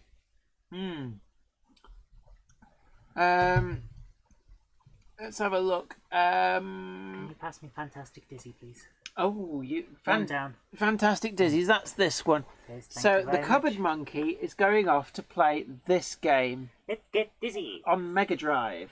Yeah, So go they- drive some megas. There you are. Wood in the hole. You're letting all the hot air out. Bye bye. Yeah, David Watts, Siobhan, spelt Siobarn, Yeah, Siobhan. and Ian Ryan. Milne Gavi is pronounced Mulgiv. The Hobbyman UK. Oh, good man. We've found the. There is actually some kind of bad word filter here. I just have to manually approve your comment. In Dorset, there's a place called Shitterton. Oh, it's like twat in Orkney. yeah. There's a place called Twat in Orkney. Yeah. Spelled TWA. And clowns and jokers in Ireland. Cause Well, there's a clown in I think it's Derbyshire. It's just south of Sheffield. There's a place called Clown. McBen Man 1. I want to get to 300 subs by the end of the year. Who can help me?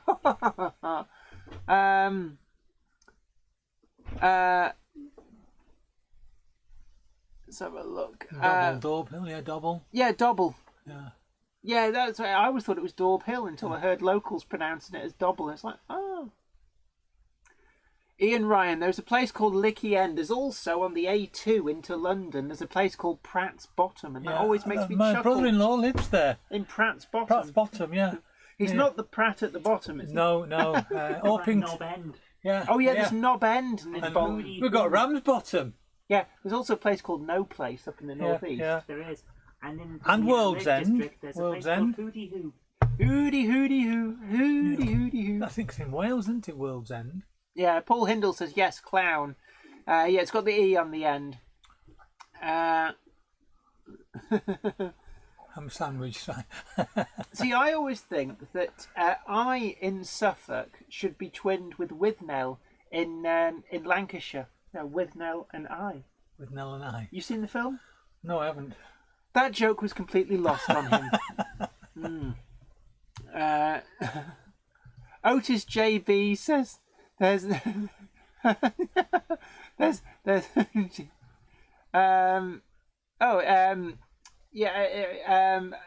right. Apparently there's No Place by Beamish. I know it well, Jenny. Ian Ryan says. Blue Peter. Ooty Bridge near Sheffield, pronounced Oot Bridge, not Ooty Bridge. Aha. There's a few. Wetwang, of course. Thrice Nightly Whiteley. Richard Whiteley was mayor of Wetwang. But anyway, right. Enough with the silly place names. Now let's move on. Right. What were we talking about? We're kind of up to date, yeah. Somerset Andy knows the best film ever made, with Nell and I. But yeah, with Nell and I, only they could pull off going fishing with a shotgun. Not so much a film, but there was a drama on Netflix that we caught up with recently called The Stranger. Strange, not familiar with it. Based around Manchester.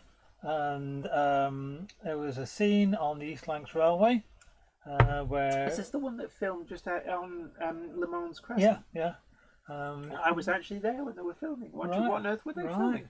It was this... it was the drama, I think it was 7 or 8 episodes on Netflix. Quite entertaining. I won't spoil it for anybody. So, The Stranger. Have a watch of it, but there's quite a bit of filming around the East Lancs Railway. Also, don't forget to Oh, excuse me. Tickle and like the button. Tickle that like button. If you haven't already done so, do press the like button. Also, if you haven't actually subscribed, then what are you waiting for? You need to subscribe. We have so many amazing videos coming out. Lots of it's the one-stop shop. I like to refer to it as the magazine channel, because we've got everything from how-to guides, progress on building models, trains going by, visits out to places, news, reviews, live streams, shooting the breeze. Scandal.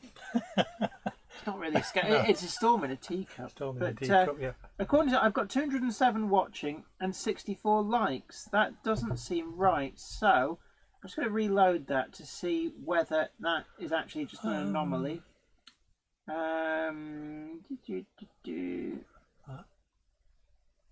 No, so where is the live stream? So you talk to the nice people there, Les. I'm just trying to see what I can read to talk about, because all those from there we've covered.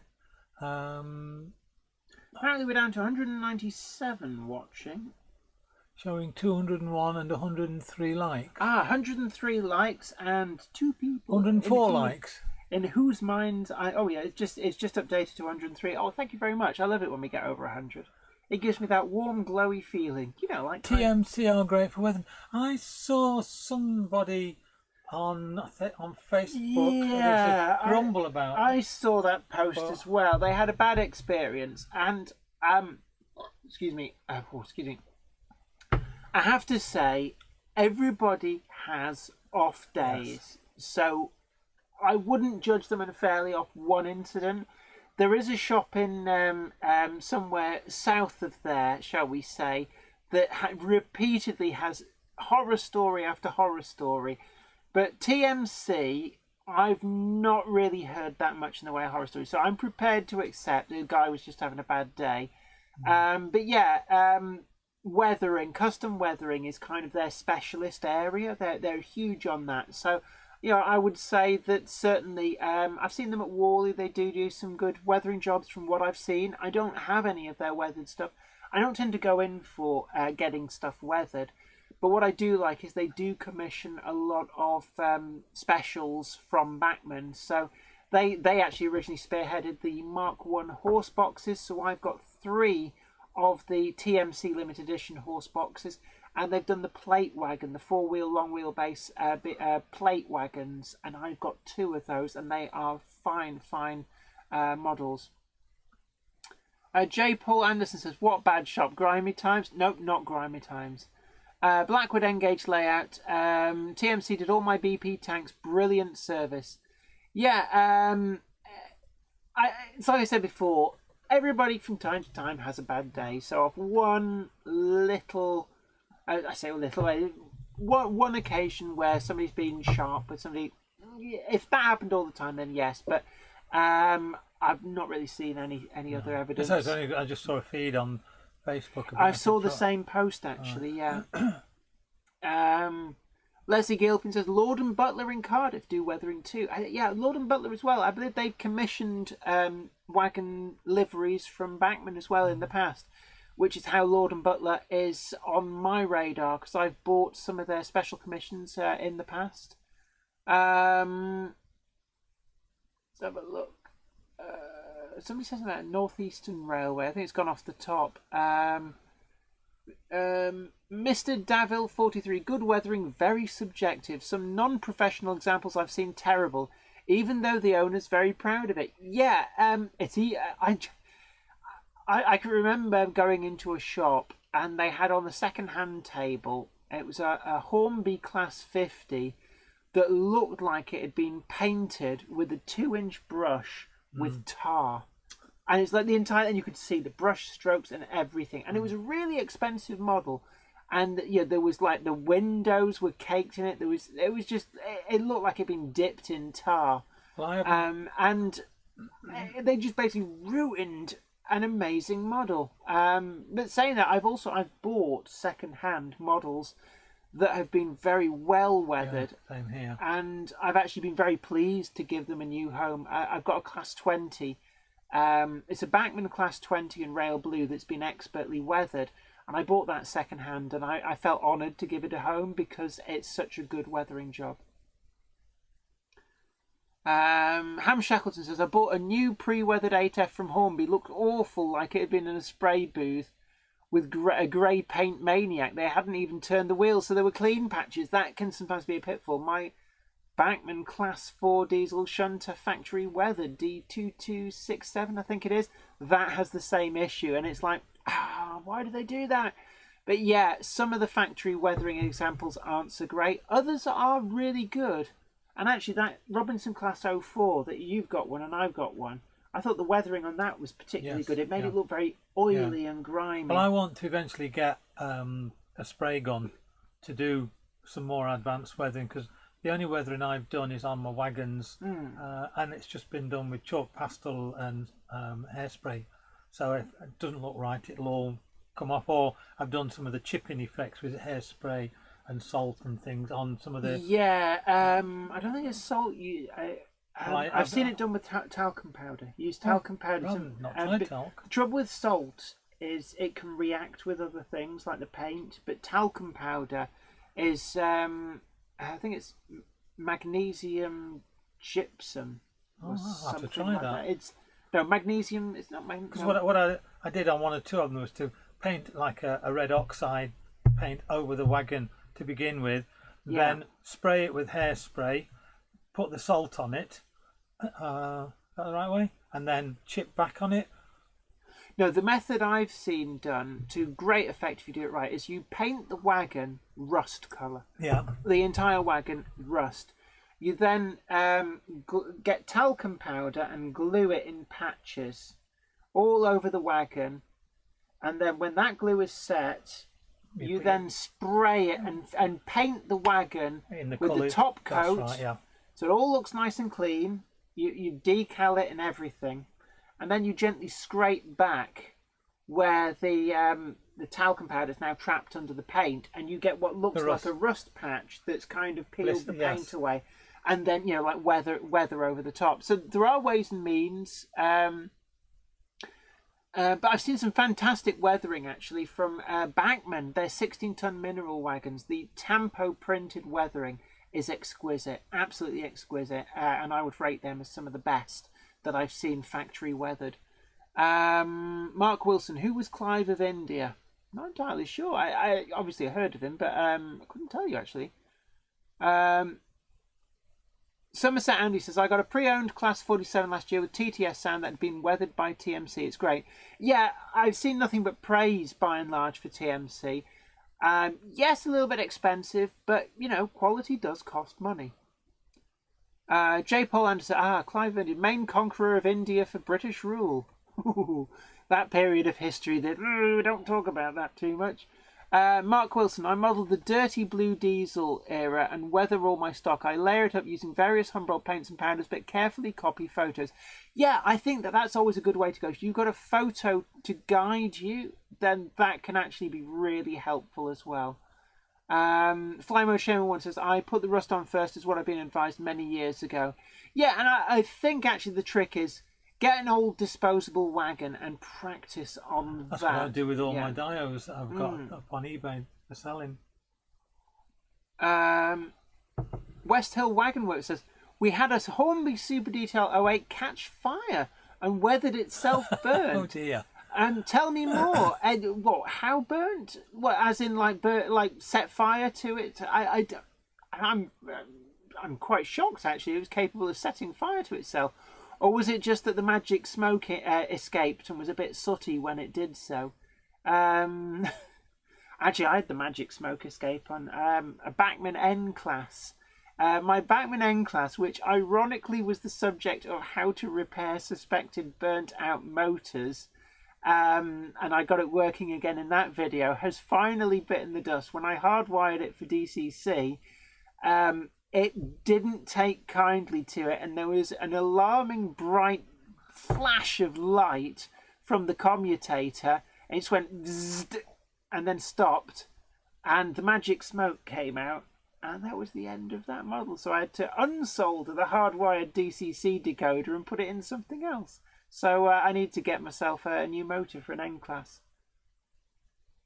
Mark Wilson says, I saw a steam loco on its side from the 50s. It was named Clive of India. I think it was a large linear loco. They did occasionally come off the track, and there are photographs about of some quite intriguing like pile-ups with locomotives on this side.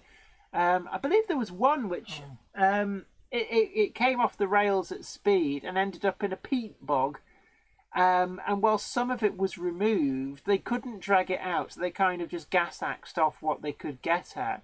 So, like the chassis and the front end of this locomotive were there in the peat bog. It may even have been eventually saved for preservation. I'm not entirely sure. West Hill Wagon Works left it on a rolling road for 9 hours overnight on a live stream test. Nearly had a burnt down layout. The rod jammed up and the decoder caught fire, obviously trying to provide current to the motor. Oh my word! Normally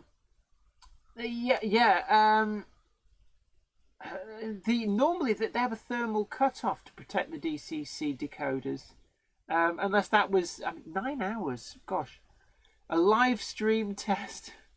That is quite extreme, actually. J. Paul Anderson, weird that the Empire is something Brits should be ashamed of now. I wouldn't say ashamed. Like saying tea is not English, it's from India. Actually, it's from China, then planted by the British in India. Yeah, we actually, we stole tea from the Chinese. We smuggled it out because tea was, the Chinese would sell you the tea, but they wouldn't sell you the plants. They wouldn't let you grow your own. And it was smuggled out of, I'm trying to remember his name. Oh, I want to say Marco Polo, but it's not. I'm sure it's not. Oh, I know what you mean. Might be Marco Polo. No, not Francis. No, Christopher Columbus. No, he's the guy who, the old guy with the cigar saying just one more thing in the Mac who discovered America. Christopher Columbo. Was he not Francis Drake? No. I'm thinking it might be Marco. Oh, so J. Paul Anderson just said Francis Drake. No, I think I'm almost certain it was Marco Polo. I remember our history teacher when we did something like this. I'm going back, secondary school. Said that when tea was first brought over to this country, it was initially rejected because they put it on sandwiches. They didn't make it into a drink. Now whether he was What's just this? tea. And whether heard that. Whether he was joking with us, as a classroom of 14, 15-year-olds. I know that when chocolate was first brought back to the West, they just made a drink out of it. Chocolate, as we know it, didn't exist. It was like a chocolate flavoured drink. Yeah, Ian Ryan. Columbo was the detective in the Shabby Mac who discovered America. Christopher Columbo. Yeah, I think that's a Red Dwarf gag, actually. Haymarket 47, I agree, TMC have done an excellent job for me on many occasions. I visited their shop too and they were very friendly. So yeah, it's like I said, and the what I saw was I'm prepared to let things slide. Everybody has a bad day from time to time. But I've seen so many good reports of TMC, then I'm quite happy to say that they look to be a really great company to go to for weathering. J. Paul Anderson's Walter Raleigh. And I don't think it was either Francis Drake or Walter Raleigh. I'm wanting to say Marco Polo, but I don't know. Google it. Yeah, Google it. No, it's answer. in the James Clavell novel, Guy Gin or something like that. So the Cupboard Monkey would know, but the Cupboard Monkey is studiously not. She's busy playing Dizzy, so she's not tuning in. Hark! I hear the sound of the Cupboard Monkey go. My ears are burning. My spidey senses are tingling. Who's the guy who nicked the tea plants from China? James Clavell's Taipan. T-A-I-P-A. Yeah. Who was the guy who nicked I'm pretty sure Dirk Struan isn't a real person. No, He's the main character in it. Who was the? I'm wanting to say Marco Polo, but I can't. Why don't So we Walter just... Raleigh invented the bicycle. Yeah, I am right. So it may have been Marco Polo, but it seems a tad obvious. But it might be right. Who took tea to India? That's the one you want. From China. Robert Fortune. Right. Robert Fortune. Fortune. So we were all wrong. A guy called Robert Fortune He was a scientist, a botanist, and in some ways an industrial spy. But he is best known as the man who stole tea from deep within China and took it to India in the mid-1800s, changing history. Yeah. So there you are, Robert Fortune. He made his fortune. Yeah, made his fortune from tea. Anyway, put in the old. Make sure that fire keeps burning because it's gone very chilly. Right. Anfield Road layout in the loft is good stream, Jenny. Well, thank you very much, and thank Les as well. And Although I'm not saying. Me, so she doesn't get a drink. But would you like another cup of coffee? No, I'm all right. I've had I think 4 already. Yeah, I'll be climbing up the ceiling tonight when I get home. Yes. Is there another one? Yeah. Would you like another drink? Hey, what? No, I'm Mark, good for I now. thought it was Sir PG Tips.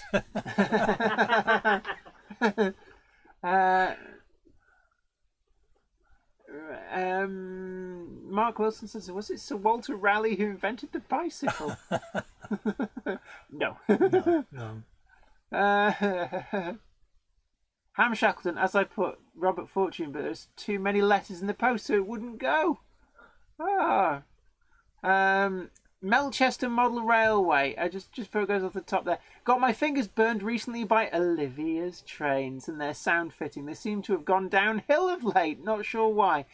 If you go on RM Web, Olivia's Trains is the stuff of legends. And it may have been the shop that I was referring to earlier on, but didn't. Yeah, I personally, can I just say this? Just want to put it out there. I personally have had no dealings with Olivia's Trains, so I'm neither good nor bad at dealings with them. What I do know is that I see so many posts about them in the negative sense, then you draw your own inferences. I've never heard of them. Tony Wright says, I had a Hornby Q1 catch fire because the oiler crank detached itself from the smoke box and caused a short. That oiler crank is very delicate. I have to say, I see an awful lot second hand where it's just completely removed. Somerset Andy, Jenny, a music test for you both because I heard the track earlier. Who sung She Sells Sanctuary? The Cult. The Cult sells She Sells Sanctuary.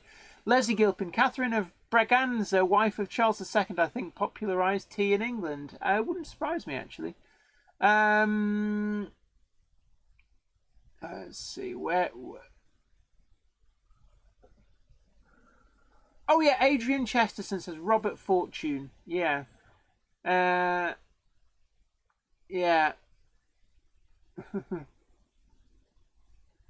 J. Paul Anderson says, at one point in the 18th century, the tobacco barons from Glasgow were the wealthiest people in all Britain. I can well believe that. Bob Patterson, Robert Fortune, a Scottish merchant.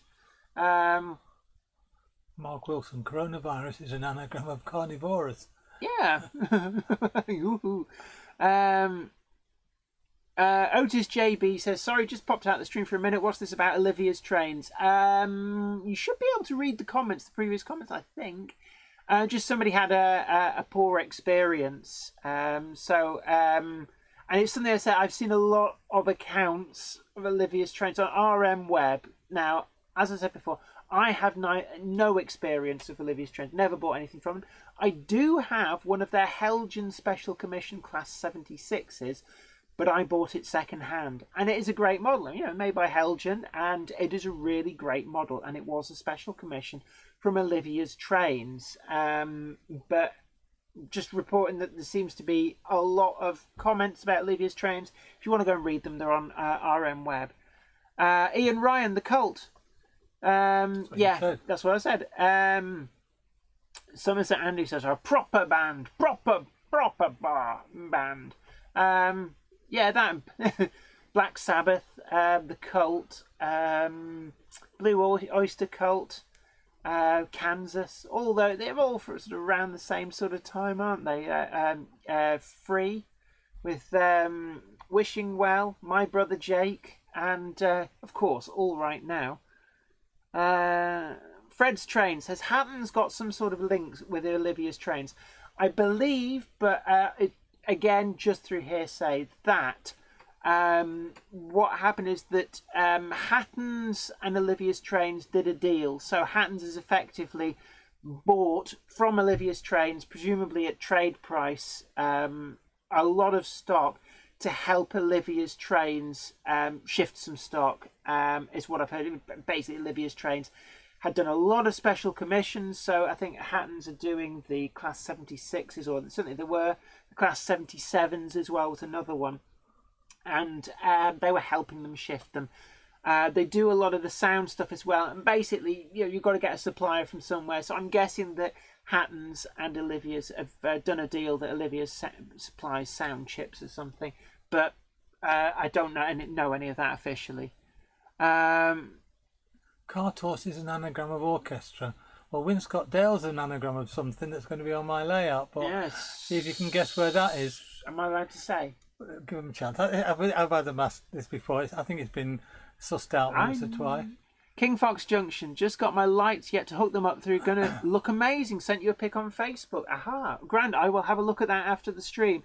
But yeah, lighting in buildings and stuff and street lights is actually pretty good. I'm probably going to add more and more lights to Weir Yard, it has to be said.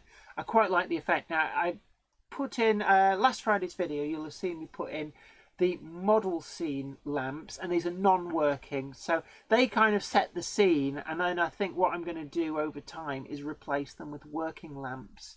Well, I brought home from the gallery dungeon where the railway used to be another 10 boxes of stuff yesterday, so I've now got about 60 boxes stacked up in the... So are you going to reuse all of it? Or Hopefully. Because I noticed you're doing a lot of these little dioramas that you're selling on eBay. Well, some of those I did some time ago, and I thought, right, because I've been wanting to buy things on eBay, I need to try and release some of them. But some of the later dioramas I'm doing now, it's like everything else. I feel I'm improving on what I've done before. So I want to keep the later ones and sell off some of the older ones. There's nothing wrong with them. Are they selling okay? I've sold one so far. It's only gone up for the sort of the first week, so I don't know. Because you did those trees, because you had that little diorama that we showed on, was it last week's live stream? Yeah.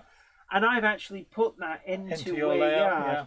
And you can't see the join or anything, so you can integrate these very easily into an existing I've had model railway. a couple of inquiries. One guy's asked me, could I make him a twin track derelict siding, because he wants to present some of his rusty diesels or locomotives there. So I said, I will see what I've got in my broken boxes and everything, and make something up and give him first refusal. And I think I've got on the ones that are there at the moment, the people watching them doesn't mean to say they're going to buy them. And I've had one sale, and ironically, the gentleman that's bought it hasn't paid for it yet. So I sent him a message, and it turns out the poor guy's in hospital having had a heart attack. Ooh. So David Watts has guessed correctly, Swaddling Co. Well done, David. Yes, correct. Fred's Trains there. Will you add a large station to Weir Yard? I have no plans to at all. There's nowhere to put it. I kind of got the station out of my system when I had my previous layout, Bolton Trinity Road, and I just decided that I wanted a yard, a big yard, so there's no plans for a station. Is it Otis JB? Les, what is your seller name? I don't know what my seller name is, quite honestly. There must be one, but... Well, when you list it, who's it listed by? Well, I go on the eBay, put my pictures on and... What's your account called? I have no idea. What do you mean, no idea? I don't know. Well, look, when you log into it, it's just an app on my phone, eBay, and it takes me straight to it. So I don't have to put in any details. Why don't you have a little punt around? But ladies and gentlemen, he doesn't even know what is eBay. He's selling stuff on eBay. He doesn't know it. He doesn't like, where am I? Where am I? Who am I? What is the meaning of life? No, but if you go onto one of my Facebook pages, Not Lobia or Friends of Not Lobia, the eBay links that are put on there will take you directly to the site. But I'll have to look that out. So apologies, I don't know exactly what my name is called on there, because it's just done automatically. J. Paul Anderson, Les and Jenny, are you fans of Springside Loco lamps with small quartz crystals? I think I know the one you mean. I've never bought them, but I have bought second-hand a couple of locomotives with them on. And they do actually look quite good. They've got like a little piece of quartz, and the way it catches the light very easily, so it makes it look like it's glowing. It's not, but it has that effect. Ian Ryan says, Jenny, do you have a station? I've not seen one. Weir Yard does not have a station. My previous layout, which on my YouTube channel you'll be able to find videos about, did have a station. In fact, it was largely stationed. It was Bolton Trinity Road, which was loosely based on Trinity Street Station at Bolton in about 1980. And that had a 5-platform station, and I kind of got it out of my system. Mark Wilson says, Les, before you go, check that Wardle Road is not still in the attic. He's not, is he missing in action? Actually, I've not heard any noises from upstairs. So. I was very impressed. Ollie from Wardle Road. He seems a nice guy. Oh yeah, great guy. And he made the pilgrimage all the way up here from North London, from Ruislip, which is another one of those place names which isn't spelt how it's pronounced. But yeah, it was great to have him visit. Great to hang out with him. It was great company. Loved being interviewed by him. If you haven't seen that interview, go and check out Wardle Road's channel, and you can see that as well. So major kudos on the guy for travelling all the way up here. Fred's Trains, what's your opinion on Lima models? Personally, I don't like them. They had some good models in their day, but things have moved on so much that it's a bit like, looking at Hornby models from the 1980. I wouldn't go for them either for the same reasons. Mr. Davil 43, King Fox Junction Railway modelling is the most therapeutic activity I've ever done, and I haven't had a sheltered life. Yeah, I find railway modelling is very therapeutic. Would you not agree? Yes and no. It's a love-hate relationship. Where's the hate come from? Well, it's not so much... When things are going well, you love it, and you get more and more involved in it. But sometimes when things go wrong, and... You get those days when you're trying something and it still doesn't work, no matter how many times you try it. That's where the kind of it's like a marriage in some ways. But your experience is very different from me. I find it very therapeutic. If I get something that doesn't quite work out, I just leave it and move on to something else. I've never had a thing where actually... Ham Shackleton said model railway can be very frustrating. Yeah, perhaps frustrating is better than hate. 99% of it is love and enjoyment and escapism and getting into your own little world, and time just disappears. You can be working on something and you think you've only been doing it for half an hour, and then a knock on the door, are you coming to bed? And you've been there for sort of 3 hours working away. But say occasionally when things are not going right, that can be frustrating. And see, I'm going to be straight up into where after this. Once I've it's your bedtime, and you've gone off home. I'm going to be up into Weir Yard, and we've bought a new computer. Actually, we went down to CEX. Other retailers are available. We bought a second-hand. It's actually somebody's gaming PC. But for what we want, it's like sat there going, "Is this all you need me to do?" Fine. Paid 160 quid for it. For a complete computer, which is a far less than I was planning on doing. And I was very impressed by, it was a Wardle Road, showed me how to, with webcams, get multiple camera angles during a live stream. So we're trying that. There's currently only 2 cameras attached, one to film me and whoever's with me, but it's quite wide angle, so it does get a lot of the model. Yeah. We've found a second camera for now, which is giving a little bit of the model. And we want to buy at least 2, possibly 3 more cameras to put around. And then OBS will let us draw all these in. And that's the plan. But Windows 10, what utter garbage. Why can't you make it look like Windows Classic? It really annoys me. But not only that, it kept going, we're not letting... as soon as you tried to start a test live stream, it wouldn't let OBS have control of the cameras, which was like, what's the point? So there's a few things that needs ironing out, but hopefully for next week you will all see a major difference on the live stream. Rather than having a couple of talking heads like this, we will be back upstairs in Weir Yard. Or one talking head, one quiet head. Oh, you've got a wedding, haven't you? No, I can probably come next week. Well, I've had you 2 weeks in a row. You're getting fed up of me. Yeah. No, it's not that. No. I do like to.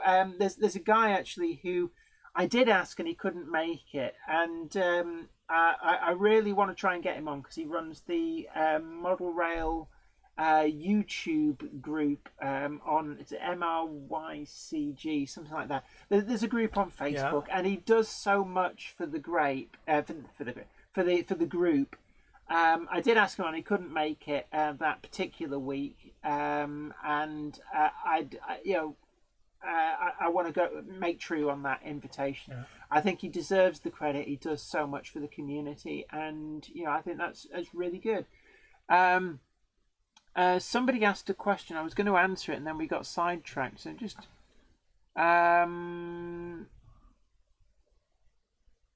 Somerset Andy, one last music one tonight. Who sung Echo Beach in the early 80s? Well, Martha and the Muffins.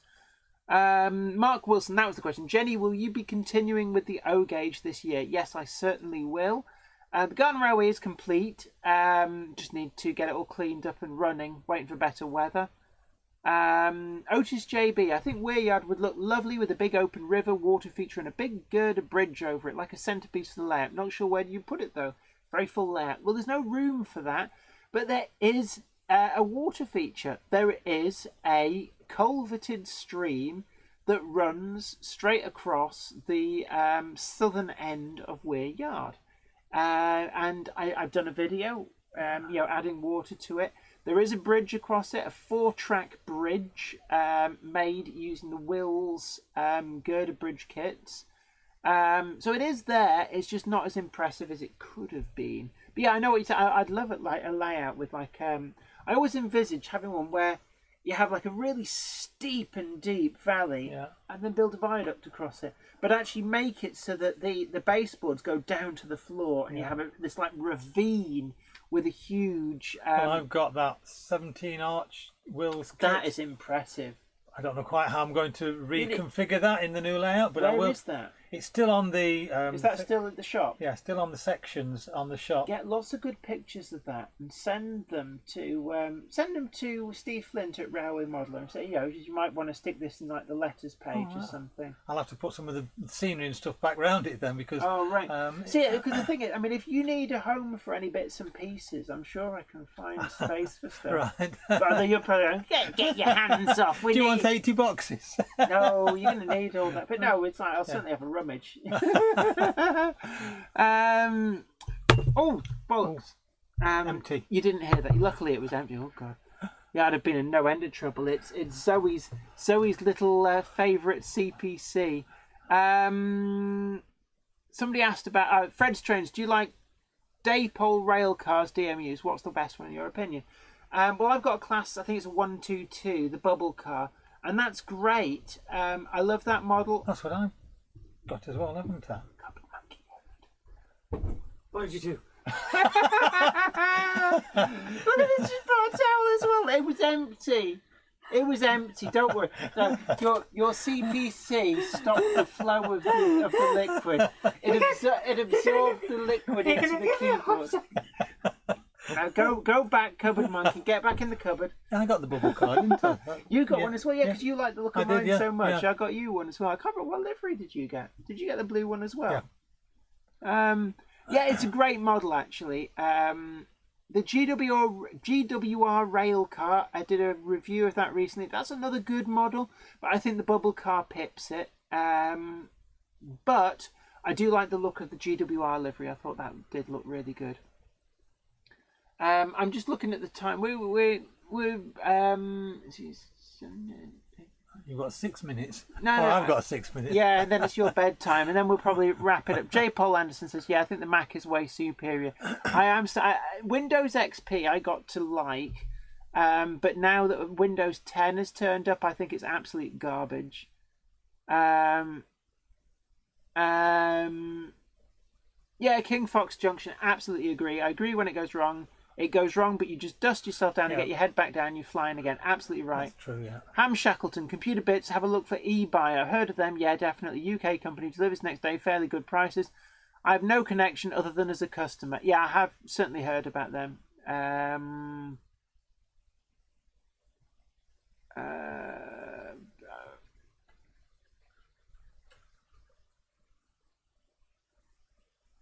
Otis JB, crikey, that's a lot of cameras.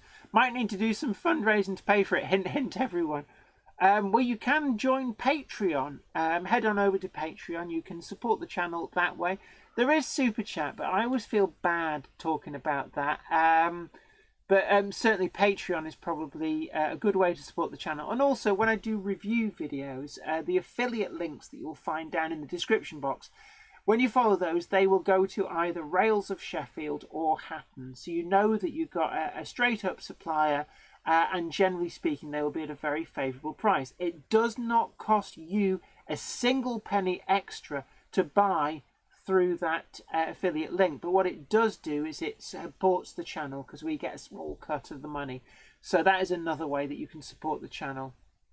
Mr. Davil 43, an entertaining evening. Thanks, Jenny and Les, but gotta go now. Good night to you. It's been great having you on. David Watts, Lima was cheap and cheerful. I had a soft spot for certain items. I love their six-wheel tankers.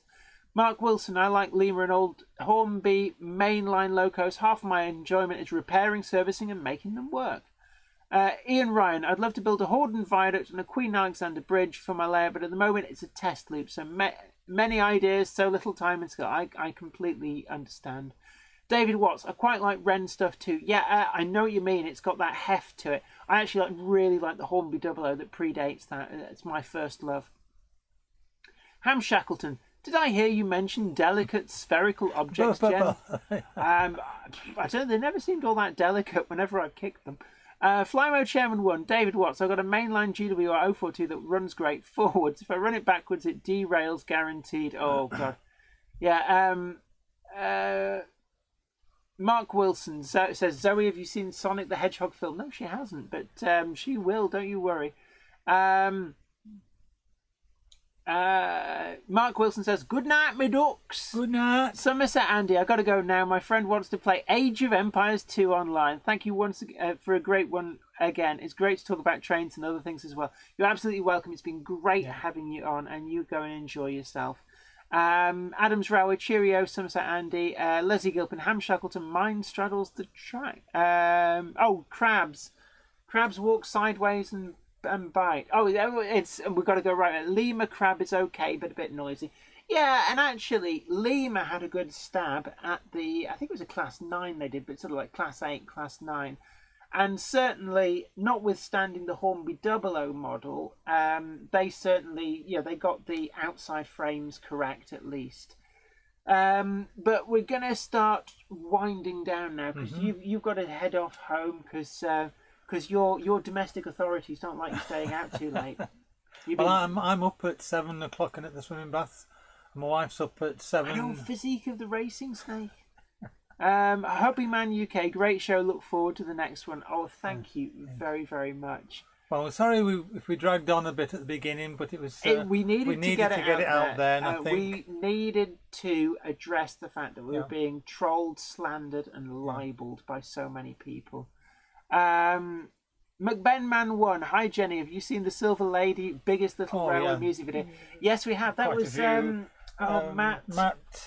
What's his surname? He does Tea Time with Matt, actually. Yeah, there's 2 or 3 videos he's done. Silver Lady and the ones with the Pretenders one. That's one of the best ones. But yes, Matt. Oh, I forget. Sorry, Matt, if you see this. He's just got engaged, hasn't he, recently? He does, yeah. But if you search around on YouTube, you can find his channel. Tea Time with Matt, and he does a lot of Doctor Who related stuff. Yeah, he's bought his model of the Silver Lady. He has just recently bought his own Silver Lady, and it's just testament to how popular that show was, that there's been such a waiting list for buying a Silver Lady from Roundhouse. I mean, it's done Roundhouse the power of good. Yes. But look, anyway, it's been great to McBen one. You're absolutely right there. David Watts, rather have the Lima rail car than the new Daypole one. Interesting. See, I don't really have any experience with the old Lima one, and I know that Hornby did a kind of budgety one as well. But I quite like the Daypole one. There was a lot to like about it. It's like horses for courses, each to your own. I personally really love some of the older Hornby 00 models, I have to say. But Bob Patterson says, see you both from a land down under. Yeah. You take care as well. It's been great having you on. Yeah. And don't forget to mash that like button, share too. And also, if you're not already done so, subscribe to the channel and tell all your friends as well. And like I said, you can also support the channel if you want to do so on Patreon. There's also the Teespring channel where you can buy the mugs, which has been modelled all night by Les. Yes. So it's a Jenny Coffee Monday doesn't Club. come with it though. No, you have to put your own coffee in. And also my books are still available through allmousemedia.com. But until next time, you all take great care of yourself. And this is me, Jenny Kirk, and Me, Les Cliff. Kirk. Les Kirk? We're not married, no. Les Cliff, saying, look, Cliff and Kirk. Kirk and Cliff. it's been great having your company. Yeah. Thank you very much for joining us. And maybe we'll see some of you at Ali Pali. I know. Oh yes, Ali Pali. Ali Pali, 21st. Yeah, come on down, say hello. I will be there with the War of the Worlds lounge. We still need to prepare. Philip J. Paul Anderson, Les Kirk. That's actually my dad's name. My dad is Les Kirk. So I'm going to see him tomorrow. Actually, I'm picking up all his O-gauge. They're moving house. My childhood home is on the market and for sale. They're downsizing, but the upsum of that means that I've been bringing back a lot of the Hornby 00 and filling display cabinets with it here. But also, I've been gifted all the O-gauge because he doesn't have any space for it. So I'm going to be acquiring a Daypole Terrier in Southern Railway livery and a whole host of rolling stock to go with it. But look, anyway, yeah, David Watts, absolutely right. Sometimes old models like cars have charisma. I absolutely love my old Hornby 00 Duchess and Montrose, it has to be said. Anyway, you all take really good care of yourself, and we'll catch you again later. Bye for now. Bye-bye.